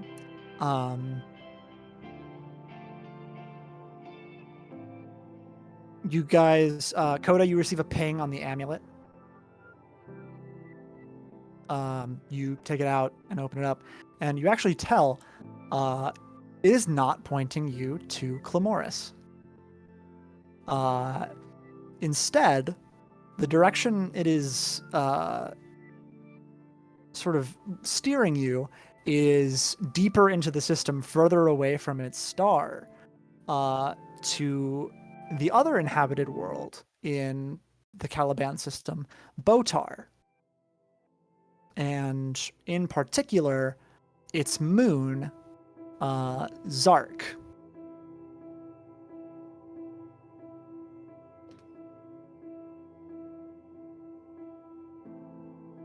Okay. Interesting. Anyone got any information on Zark? Any of you are free to roll expertise? I Sure. think Jason.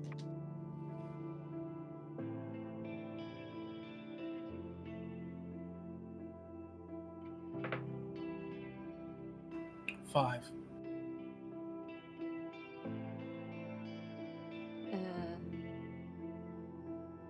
8.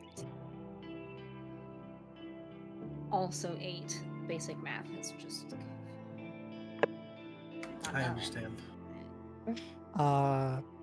Chris, did you roll or do you care? No, Coda ain't doing nothing. All right. So, Lorelai and Janice, so Botar is a very big stony planet.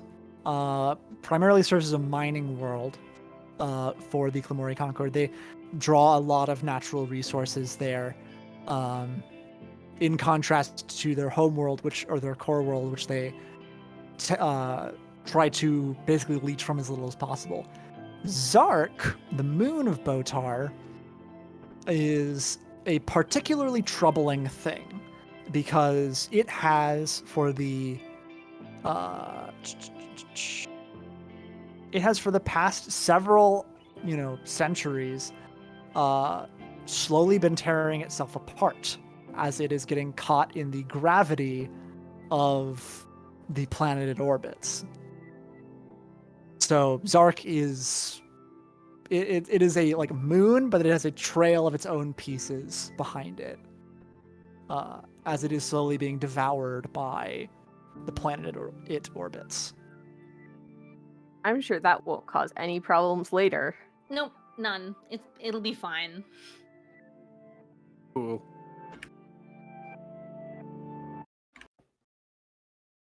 Let's visit this broken ass moon, I suppose. Oh, notably as well, there's no atmosphere on Zark. It is a moon and is also being cannibalized by its planet. I mean, I think that heading to a populated place, just in case we are being followed, probably provides us with a little bit more security, and I think we're gonna need some gear. Yeah, I sure as hell can't breathe that atmosphere. I got a vac suit myself, but I'm sure we can afford something for everybody else. Yeah, I've got all this junk to sell off. Yeah, that's what'll help us make it. Absolutely. It's class 1 junk, Rusty. I'm sure it is. It's class 1 junk. Come on, it's class 1 junk. Now, don't think about the massive amount of money we just got from this job we just did. Right, yeah, we need that's- to sell the junk. Yeah. Okay. So you guys make your way to Clamoris in this case to make a pit stop before you head off after this artifact. You lower down through the atmosphere, fairly clear skies as you head down, and as you approach this city, you see ahead of you this massive sprawling metropolis, towering silver skyscrapers rising up into the air. You can see like a transit system sort of looping through the city as it sort of just sprawls out in all directions over the landscape. Sort of also like embedded and integrated with nature. It's very like eco solar punk kind of. Like nature is very embedded in the infrastructure of this society. I think that is where we will call it for tonight. On the eve of your arrival to the Clamori Concord. Epic. Sounds good. Heck yeah. Heck yeah. Good job, everyone. We did it. Good job to you as well. Thank you. You guys, you sure did it. You did the thing. We sure did something. We did it, all right. So- we did Yep. it. We did it. We did it. Level up Yay. questions. I know we did answer one of them. A problem was Yep. resolved with violence. Firearm or firepower, excuse me. Firepower. Yep. My apologies. Does anyone else have their question fulfilled? I feel like mine very well could, because Okay. mine is a hero suffers for their cause. I feel like it could go in a couple different directions. One, that many of us became very wounded in our efforts to get Donatella out of here. Mhm. And I feel like also, like, Coda carrying the artifact with him and like what he experienced, like getting it out of there is suffering. I don't Mhm. know. Yeah, Like, no, I feel like there was absolutely. a lot of suffering. I don't know what a hero is defined as in this Mhm. game. We can define Sure. it in the ways that we want to.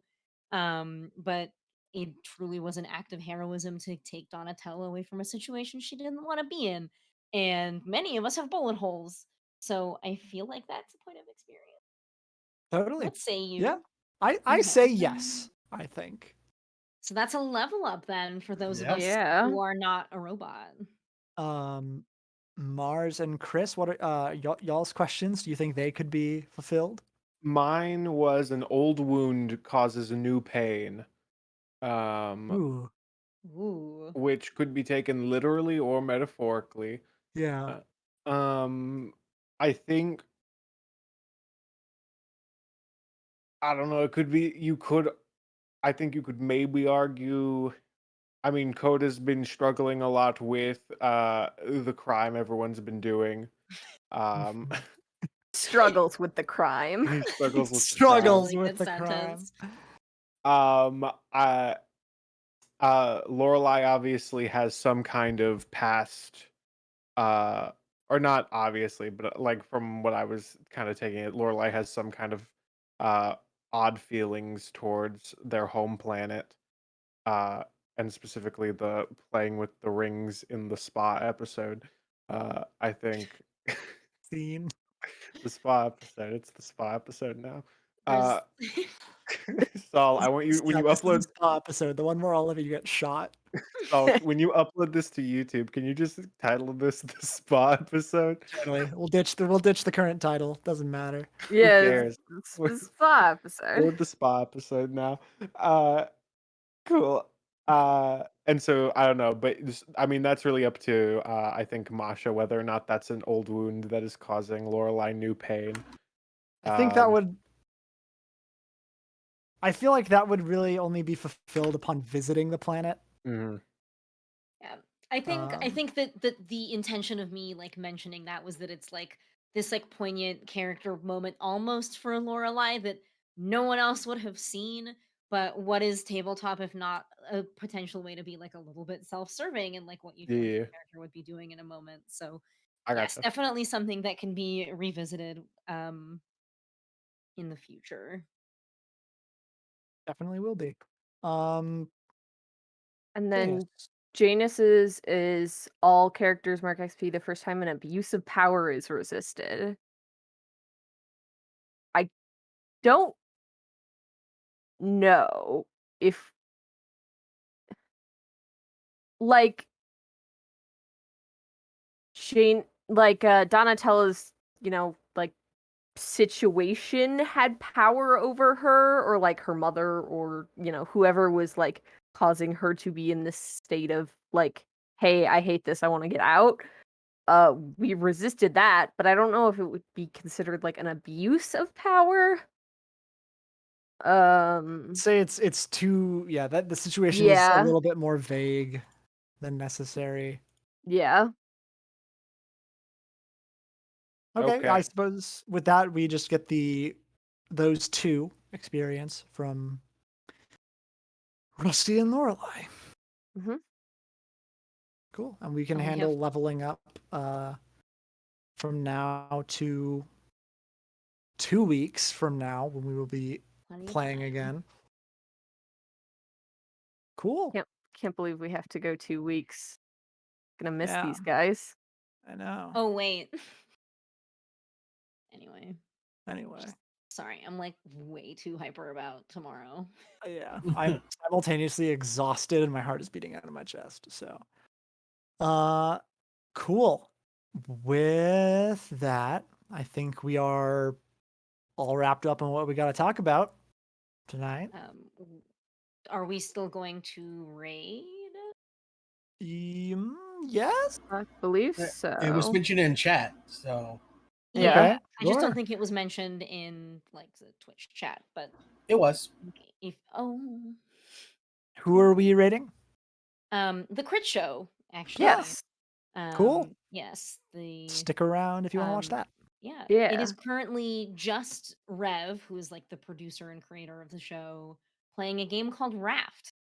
Yeah. Oh, I Raft is a popped good my game. head in, and it looked like he was just swimming in the ocean. So I don't know anything There's about the game. sharks. He's been doing that a lot over the past few days. I popped my head in earlier this week, and it looked to be the same thing. So if you want to watch someone swim around in the ocean I mean- digitally, I mean, Do some it. people are landlocked, so you got to get it where you can. I'm landlocked. So you go. Though technically I have a Lake Michigan. I'm There's very the- landlocked. It's a big old So- lake over there. Anyways, love you Okay. all. Yes, Thank very you for much. sticking around Yes. for our crime. For the Zip. crime. Thanks for joining us for crime. Thank you for joining us for crime, but not real crime, fake crime, which is the best kind of crime. You don't get in trouble. That's Question what's mark? important. We're gonna leave that one unanswered. Okay. We love you very much. We will see you guys in 2 weeks, or maybe at Gen Con. I don't know what y'all are up to. So, have a nice night, y'all. Bye. Bye-bye. Love you. See you later, alligator.